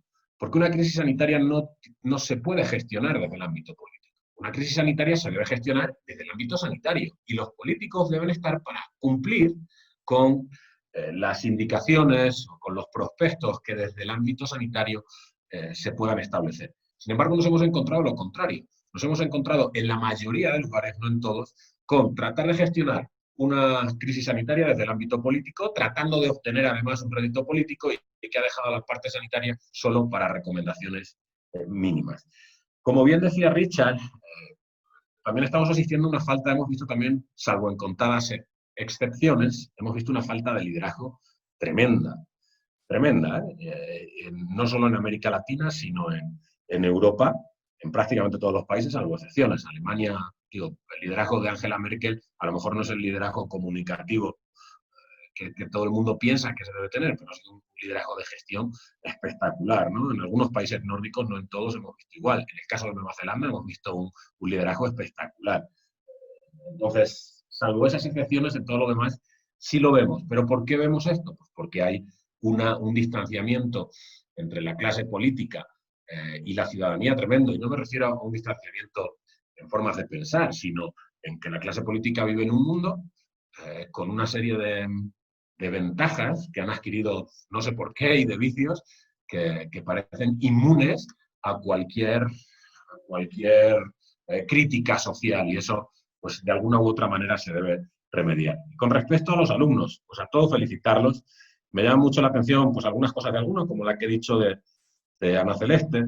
En el caso de Josep Ugarte, también apunté que él decía que al presidente de Perú le ha perjudicado la abundancia de información sumada a otros factores, indudablemente. Y a ustedes como consultores o como futuros consultores, una de las cosas que más le debe preocupar es tratar de buscar la información veraz.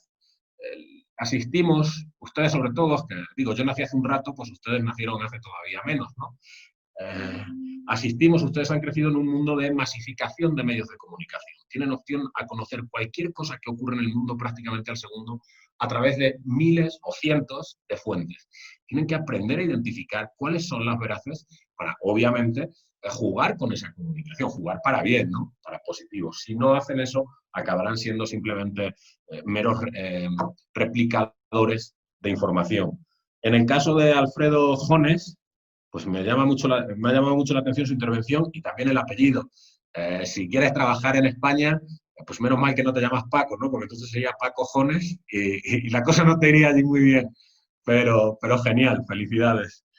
Y en el caso ha habido un chico que estudiaba en México que dice que los gobiernos han tenido poca eficiencia o han actuado con poca eficiencia.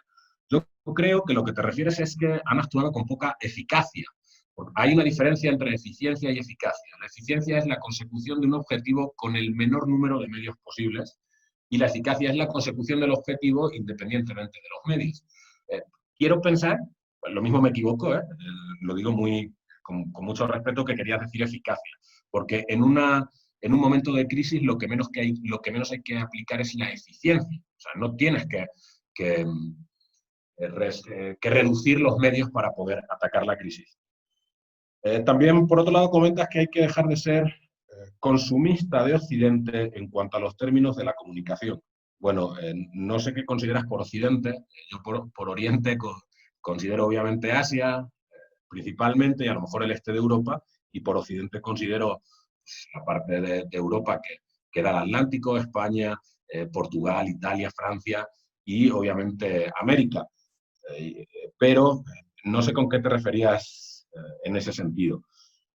Hacías hincapié en que hay que buscar la comunicación a través, o hay que centrarse en los problemas locales y pensar en el contexto de localización de los problemas. Estoy de acuerdo contigo en eso.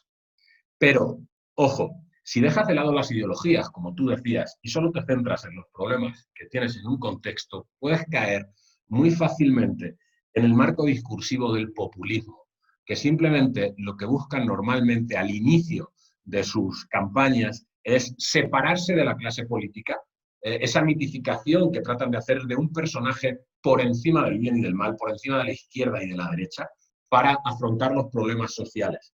Y luego, una vez que consiguen llegar al poder, obviamente, pues se les ve el plumero si van hacia la derecha o hacia la izquierda. Ojo con eso, porque puede ser muy peligroso, sobre todo en un tiempo donde estamos viendo discursos bastante globalistas. Por lo demás, pues felicitar a todos, a Carmelo, a Camila Gutiérrez, también me ha gustado mucho su intervención, pero traten, cuando hablen de comunicación política, no hagan solo una descripción de lo que está sucediendo en sus lugares. Creo que en eso Richard pues, también le llamaba la atención un poquito, con, a lo mejor de una forma más sutil que yo, aunque yo vivo en América Latina, soy todavía muy directo.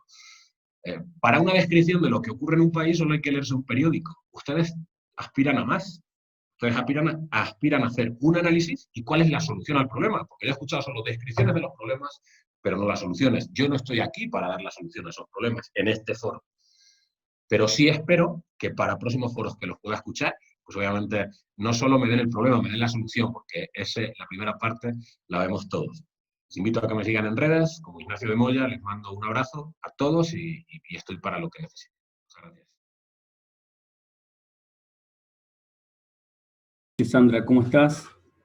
Bueno, buenas noches a todos los colegas que nos acompañan. Acá tenemos Marco, Richard, Ignacio, Oliver. La verdad que es un lujo compartir con ustedes, aprender de ustedes.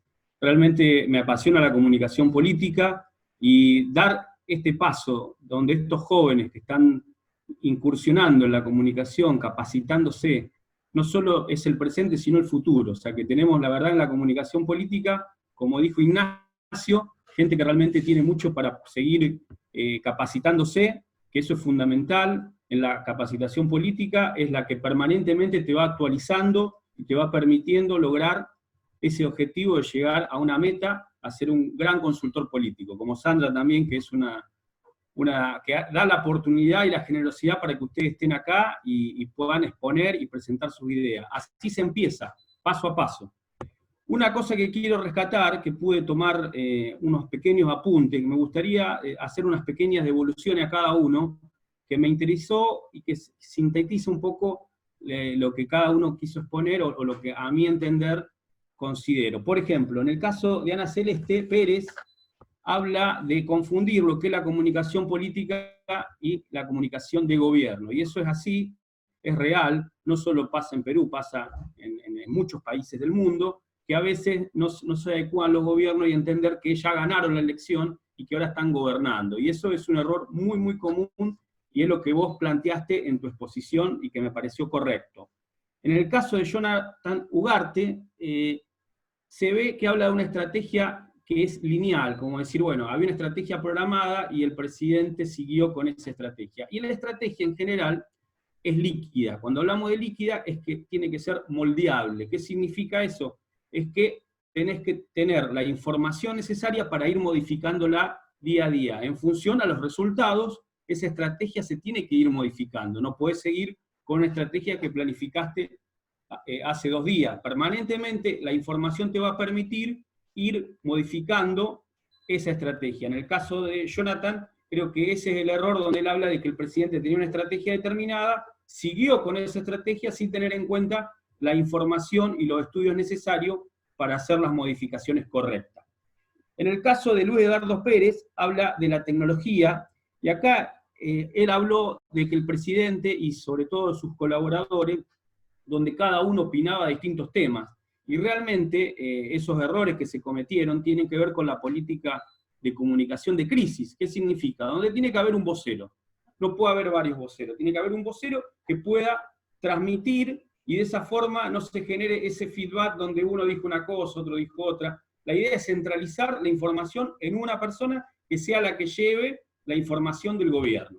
Y por otro lado, también el tema de la tecnología bidireccional. ¿Qué significa? Que muchas veces los políticos publican cosas, pero después, cuando la gente lo comenta o le pregunta algo, no responden.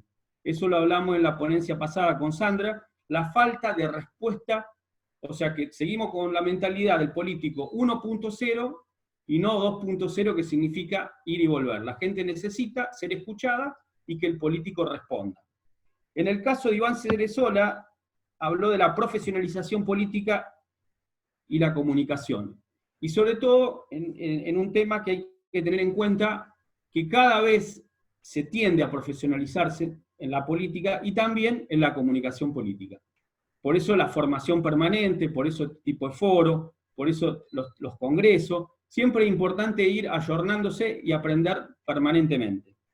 En el caso de Carmelo Cedeño de Puerto Rico, habla de la pérdida de credibilidad de un dirigente, en el caso del cambio de gobierno de la gobernadora, donde ponen de una forma, no sé cómo ellos se manejan de la cuestión constitucional. Por ejemplo, en Argentina no se podría hacer algo así porque hay una constitución que no permite que el gobernante ponga a quien quiera, sino que hay una escala. Si hay un gobernador, cuando ese gobernador renuncia, la constitución dice que tiene que ir el vice, y si no va el vice, va el presidente de la Cámara, y hay una sucesión de datos muy claros, pero que están escritos en una constitución. O sea que no se puede un gobernante tomar una atribución de cambiar a quien sea en un gobierno, y de esa forma, obviamente, lo que decía acá Carmelo en Puerto Rico, bueno, se pierde la credibilidad porque si había un gobernador electo, no puede venir alguien que yo elija a dedo, ¿no?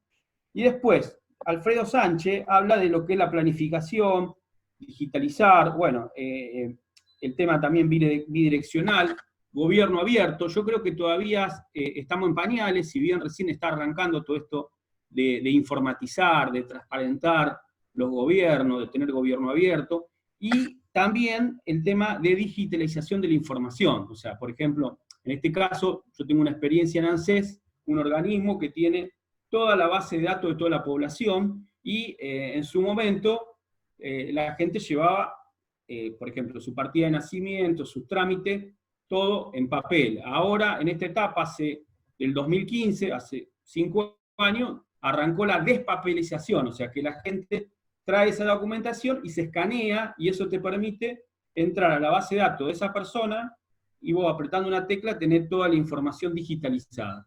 Esto es un proceso que va a llevar tiempo, y hay mucha información que todavía se tiene que actualizar, muchos expedientes. Bueno, a ver, para ir terminando, Camila Gutiérrez habla de consenso y también hace una comparación entre lo que tiene que ver la comunicación de campaña y la comunicación de gobierno.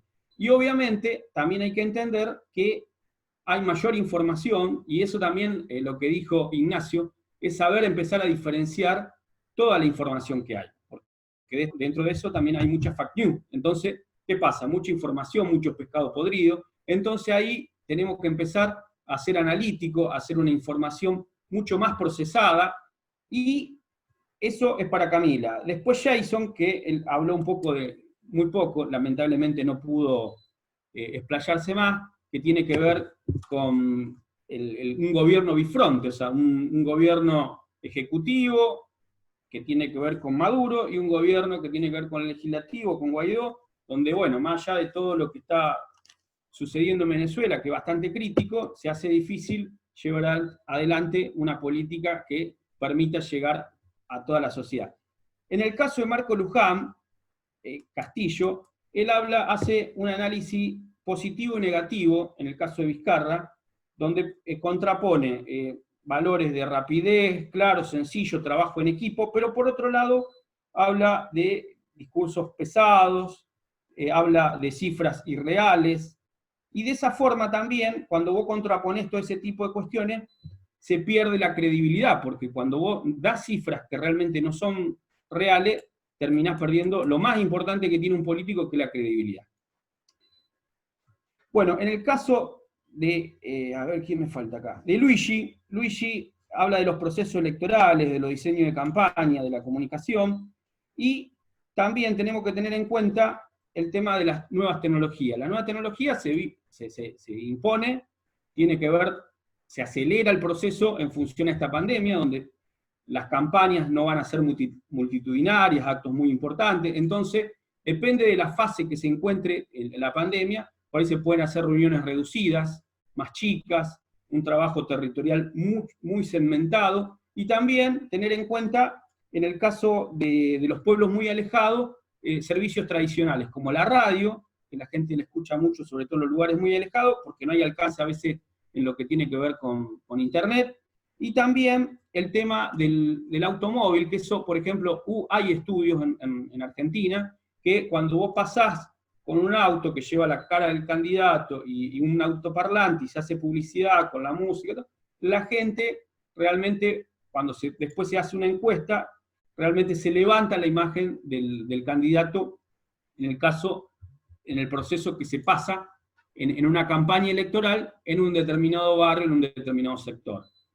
La verdad que ha sido muy rica la exposición de todos, es un pequeño aporte de esta evolución que le hago, y hay que entender lo que se viene, el gobierno post-pandemia, que hoy tenemos una foto de lo que está pasando. Todos los gobiernos tenemos una foto, y eso se va a revelar cuando se termina en una fecha cierta, sobre todo los gobiernos, en una fecha electoral, donde ahí la gente va a valorar la gestión de cada gobierno. En el caso de Perú, en el caso de Argentina, en todo el mundo, se va a valorar la gestión que cada uno hizo de esta gestión de la pandemia, y hay que tener en cuenta esto, que ahora los gobiernos tienen grandes desafíos que tienen que ver con lo que viene, la seguridad, el empleo y también la salud. Son tres ejes fundamentales que hay que tener en cuenta, y de ahí la sociedad después va a responder qué valoró y qué no. Entendamos que esto es una situación, como decía Richard, realmente muy interesante,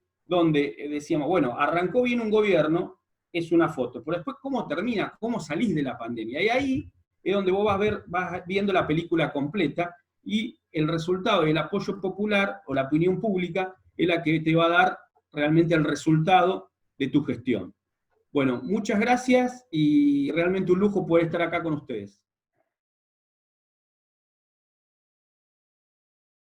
Gracias, Sandra, qué honor, qué gusto sobre todo poder coincidir con todos ustedes, con Richard, con Andrés, con Nacho, que pues bueno, también he seguido su trayectoria y que en algún momento pues han sido inspiración también para mí en lo profesional. Pues también, Sandra, muchísimas gracias, porque desde ya hace tiempo que empezaste con esta serie de seminarios en línea, de reuniones, has aportado mucho a la parte de la profesionalización de la consultoría política, que es gran parte de lo que nos tiene hoy reunidos acá, ¿no? La profesionalización y el escuchar y el ver cómo nuevos talentos y nuevos jóvenes están interesados en esta carrera. Hay dos cosas que me gustaría mucho retomar, que ya las había comentado Andrés y también Nacho. La profesionalización, como bien comenta Andrés, es básica, tanto para políticos, pero sobre todo para nosotros, que tenemos el privilegio de estar a un lado de ellos y que podemos darles un punto de vista diferente al que la mayoría del equipo en muchas ocasiones, y creo que en todos los países sucede, que les dan solo una parte de la fotografía, ¿no? De lo que pasa a nivel social, pero nunca escuchan otra parte, que eso es donde entramos nosotros, ¿no? Como consultores y analistas políticos. Por otro lado, también comentaba Nacho, si bien es cierto que el trabajo de análisis es importante, ¿no? En el contexto social en el que estemos, también es importante dar soluciones, que también por eso ese es nuestro trabajo y para eso nos estamos profesionalizando, ¿no? Tenemos que dar más allá de lo que nuestros conocimientos dan, ¿no? Y para resumir, a todo el mundo, creo que de los ponentes tienen ya una clara información y claras bases de lo que es la comunicación política, ya manejan conceptos como modelos de comunicación, emociones, la horizontalidad de las campañas, la tecnopolítica, si bien es cierto que todos estos elementos confluyen dentro de la comunicación política, también es importante que cada uno ahorita que está empezando en este camino vaya dirigiendo la atención a uno de estos temas, ¿no? Podemos ser todólogos, pero la profesionalización es, como también lo comentaban, horizontal. Tenemos que también aprender a que todos necesitamos de todos. La comunicación es una cadena en la que todos somos fundamentales, ¿no? Y el fin más importante, pues bueno, es darle a la ciudadanía una mejor percepción del gobierno que tiene y sobre todo dotarlos de herramientas para que puedan tener una decisión en el momento de las elecciones pues mucho más clara, ¿no? Tener un panorama más abierto. Marco Luján, me voy a enfocar en dos casos de todos, pero de todos modos, todos son muy buenos consultores junior, que creo que todos en su mayoría están ya en esa parte, ¿no? Todos empezamos por ahí y pues me da mucho gusto escucharlos. Marco comentaba una situación, ¿no? En el caso del presidente Vizcarra, que al principio empezó muy optimista, comunicando muy bien, pero sucedió lo que le sucede a la mayoría y lo que hemos visto que ha sucedido, salvo algunas honrosas excepciones, y que lo veo también pues aquí en México, ¿no? El desgaste que ha sido a nivel comunicacional toda esta pandemia, ¿no? Y todo el desgaste que nos ha traído a nivel social y sobre todo pues a nivel gobierno. Es importante también enfocarnos en que es de cierta manera un proceso natural este desgaste, pero pues que también tiene que haber herramientas para que tanto los gobiernos y los voceros puedan ser más eficaces a la hora de seguir comunicando. Y también, por otro lado, Alfredo hablaba de esta parte de la tecnopolítica, ¿no? Mucha gente en el gobierno cree que utilizar herramientas como las redes sociales es ser tecnopolíticos o estar ya dentro de esta dinámica de la comunicación digital. Esto definitivamente no es así. Tiene que haber bases, se tiene que entender cómo funcionan las redes sociales, la comunicación política digital, para no caer en errores que también hemos visto que se han cometido, ¿no? Por ejemplo, y también lo citaba Alfredo, ¿no? Hace unas semanas la esposa del presidente da un tuit muy desafortunado y pues bueno, justo en el aniversario en que el presidente había ganado la elección, con este tuit tan desafortunado, pues bueno, toda la atención fue hacia lo negativo, ¿no? Y no tanto hacia lo positivo que pudo haber generado la fecha. Entonces, para ir cerrando, yo quiero felicitarlos a todos por el ánimo que han mostrado. También quiero recomendarles algo, si están empezando en el camino de la consultoría, busquen información, sigan a consultores que se interesen o que estén más especializados en los temas, por ejemplo, Nacho, que es más de discurso, ¿no? Por ejemplo, algunos otros, Richard, que es un poco más de estrategia. Quienes vayan interesándose en esos temas, váyanlo siguiendo, vayan informándose también sobre el tema. Y pues bueno, para finalizar, muchísimas gracias, Sandra, por la oportunidad, y sobre todo de aprender de todos y pues de ver, aunque sea por este medio, pues a tantos amigos y tanta gente que ha sido, como les comentaba, pues bueno, inspiración para mí. Muchísimas gracias.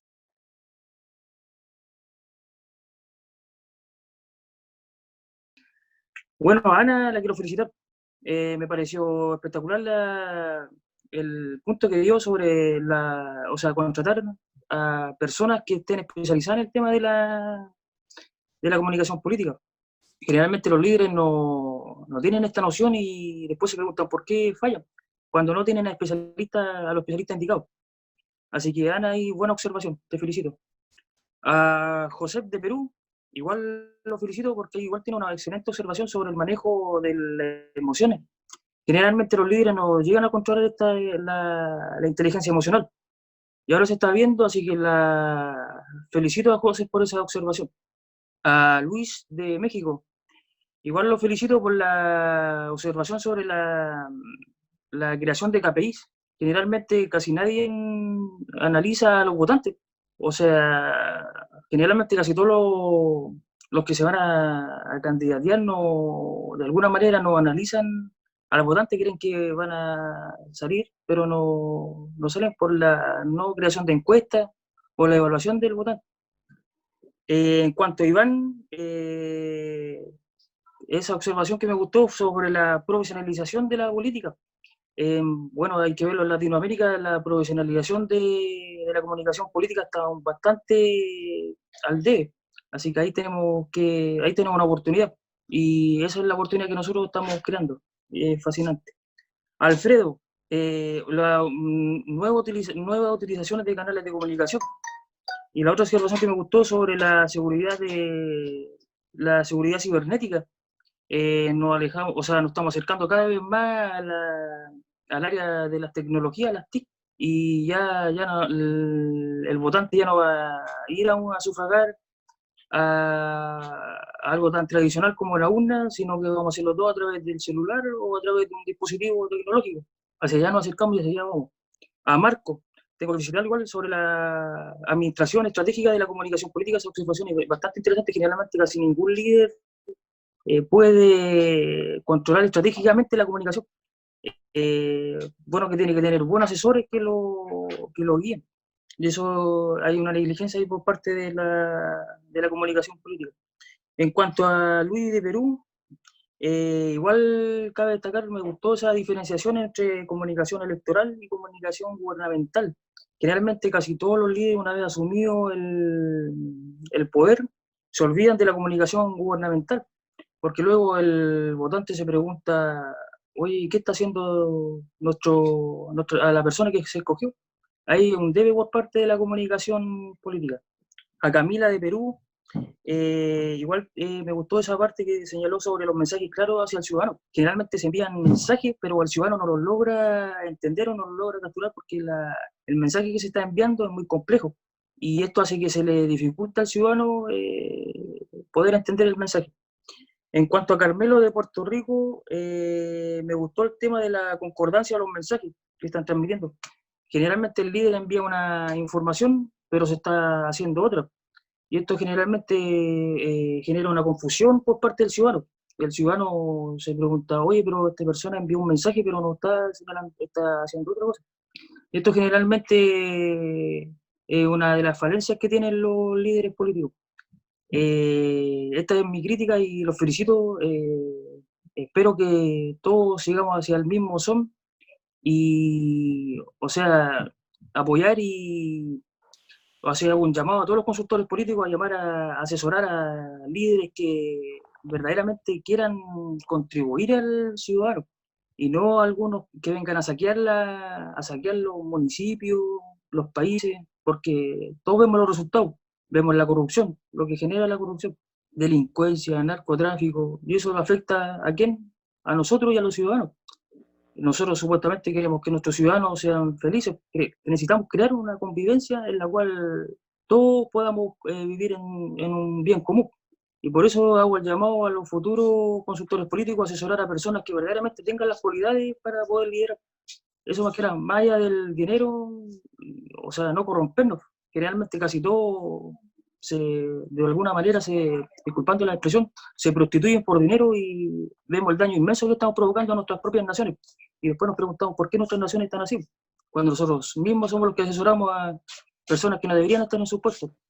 Y gracias, Sandra, por esta oportunidad y adelante con el cierre. Okay.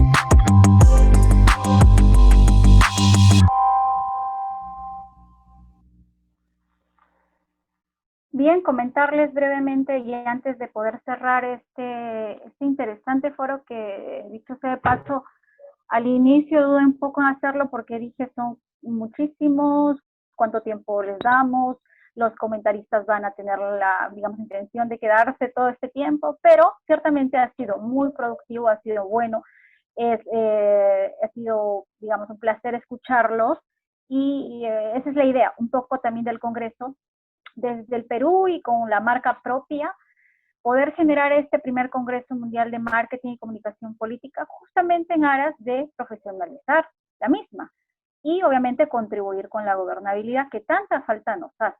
En el Perú ciertamente hemos sido testigos y parte de la, digamos, presencia de muchos consultores y cumbres incluso que se han realizado acá.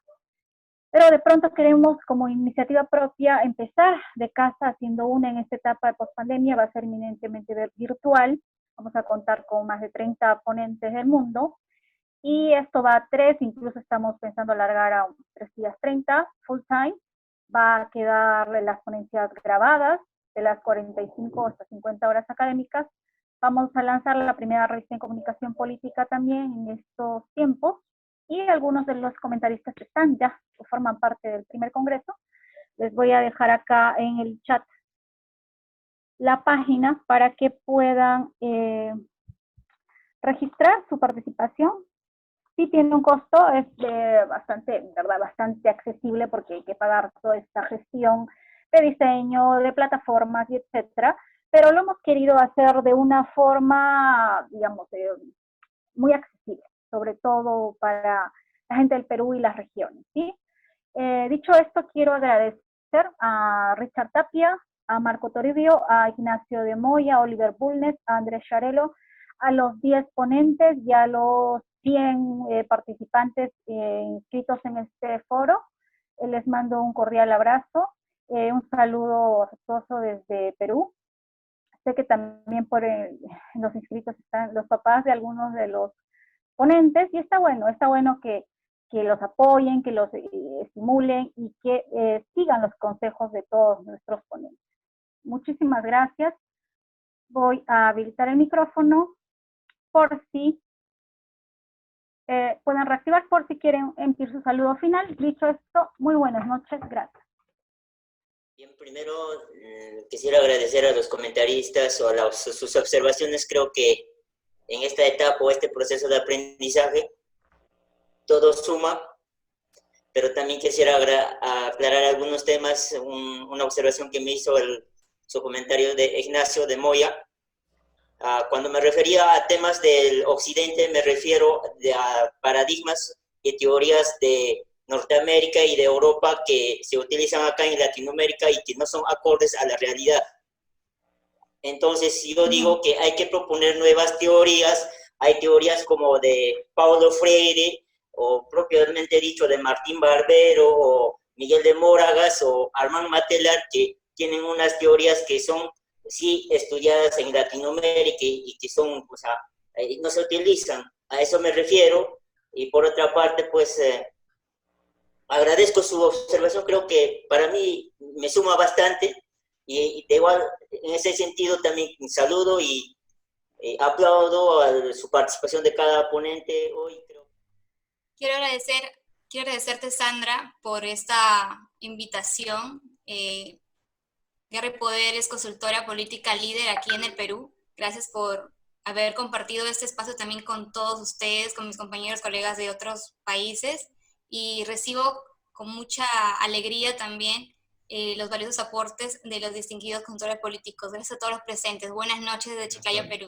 No, Iván, yo de hecho no fue ni siquiera una, en ese caso además yo creo que aclaré que no fue ni siquiera una crítica, era una pregunta a qué te referías con teorías de Occidente. Sobre todo, además, hay que tener una cosa que creo que todos debemos tener en cuenta, y es que los contextos locales realmente ya no son tan locales, porque vivimos en un mundo globalizado donde todos los factores de fuera también influyen tanto en los problemas como en las soluciones que se dan a los mismos. Entonces sería muy complicado incluso tener la solución solo en teorías de teóricos de América Latina. No es que tenga nada en contra, ni muchísimo menos. De hecho, ya estoy yo aquí. Estamos en un camino construyendo y eso va a sumar mucho para la sociedad y en especial en Latinoamérica. Gracias. Todos tenemos carencias, incluso llevando ya muchos años. Richard lo sabe, Sandra lo sabe, Andrés lo sabe, y cada día mejoramos. Marco, que pues relativamente también empezó hace poco, pero el crecimiento es abismal, lo sabe.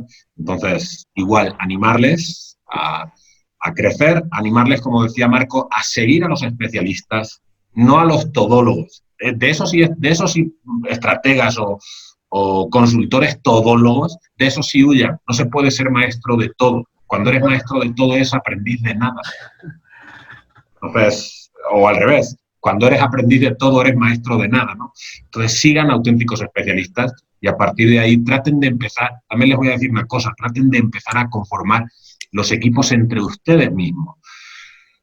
Aquí se dicen cosas muy bonitas de la consultoría, pero la consultoría también tiene cosas muy malas. Hay que tocar muchas puertas, muchísimas puertas para conseguir oportunidades. Y si no las aprovechan a la primera, la puerta se va a quedar cerrada. Y se lo dice una persona que tuvo que tocar también muchas puertas. Entonces, traten de empezar a hacer equipos entre ustedes y buscar el apoyo de alguien grande, pero no buscar empezar con alguien grande porque va a ser mucho más difícil. Y ya con eso, pues yo ya me despido, que tengo que hacer la cena. Nada, simple y llanamente mi llamado, entre comillas, de atención, no ha querido ser tal, simple y llanamente es una cuestión que, incluso que con ustedes, para hablar de Perú, prendan la televisión y vean los comentarios de todos los analistas. Simplemente dicen lo mismo, con otras menos palabras, es lo mismo, pero nunca se aterriza, nunca se profundiza.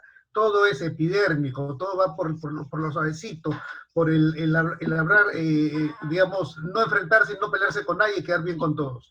Y eso es algo que nosotros debemos, me dirijo directamente a los peruanos y en general a todos los jóvenes, cambiar. No puedes quedar bien con todos. Si tú dices la verdad, si tú crees que estás, digamos, tienes sustento, tienes argumentación, tu postura, defiéndela. Pero no porque, no, ¿qué dirá el otro? Si me peleo con el de acá, me van a decir mal. Y obviamente quien habla ha sufrido el ataque de los Vizcarra Lovers, ¿no? Pero bueno, es parte de... nada, simple y llanamente eso. Simple y llanamente quería provocar en ustedes una reacción y sean, pues, en su camino, pues, que están construyendo profesionalmente, no imitar a esas malas referencias, sino a los libros, a los especialistas. Ya se ha dicho aquí que no estamos en un análisis ya local, sino, como se ha acuñado el término, estamos en un mundo localizado, ¿no? Entonces, donde lo local prácticamente se extiende en otros países, con sus diferencias, claro está.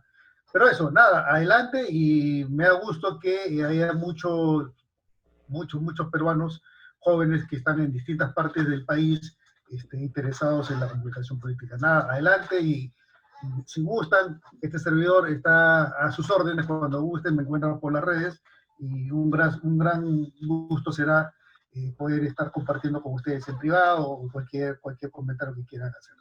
O seguro los vamos a ver también en el Congreso, pues a los que se inscriben para acá. Claro, sí. Vamos a ver también ahí, esa es otra oportunidad. Me has hecho recordar para invitarlos, Sandra, al primer Congreso, ¿no?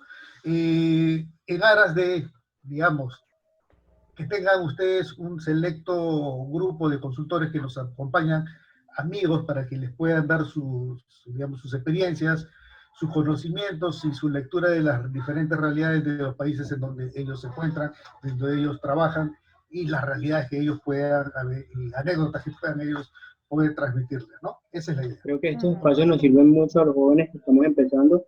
Como lo decía Marco, creo que estos espacios nos permiten ir perfilándonos para lo que cada una de las especialidades de la comunicación política. Hace poco se lo escuché a Ignacio en una charla con Miguel Jaramillo.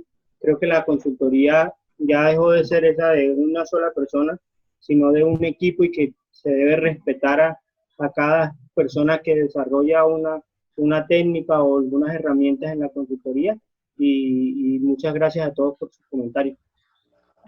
Muchísimas gracias. Cerramos esta transmisión y hasta una nueva ocasión. Muy buenas noches.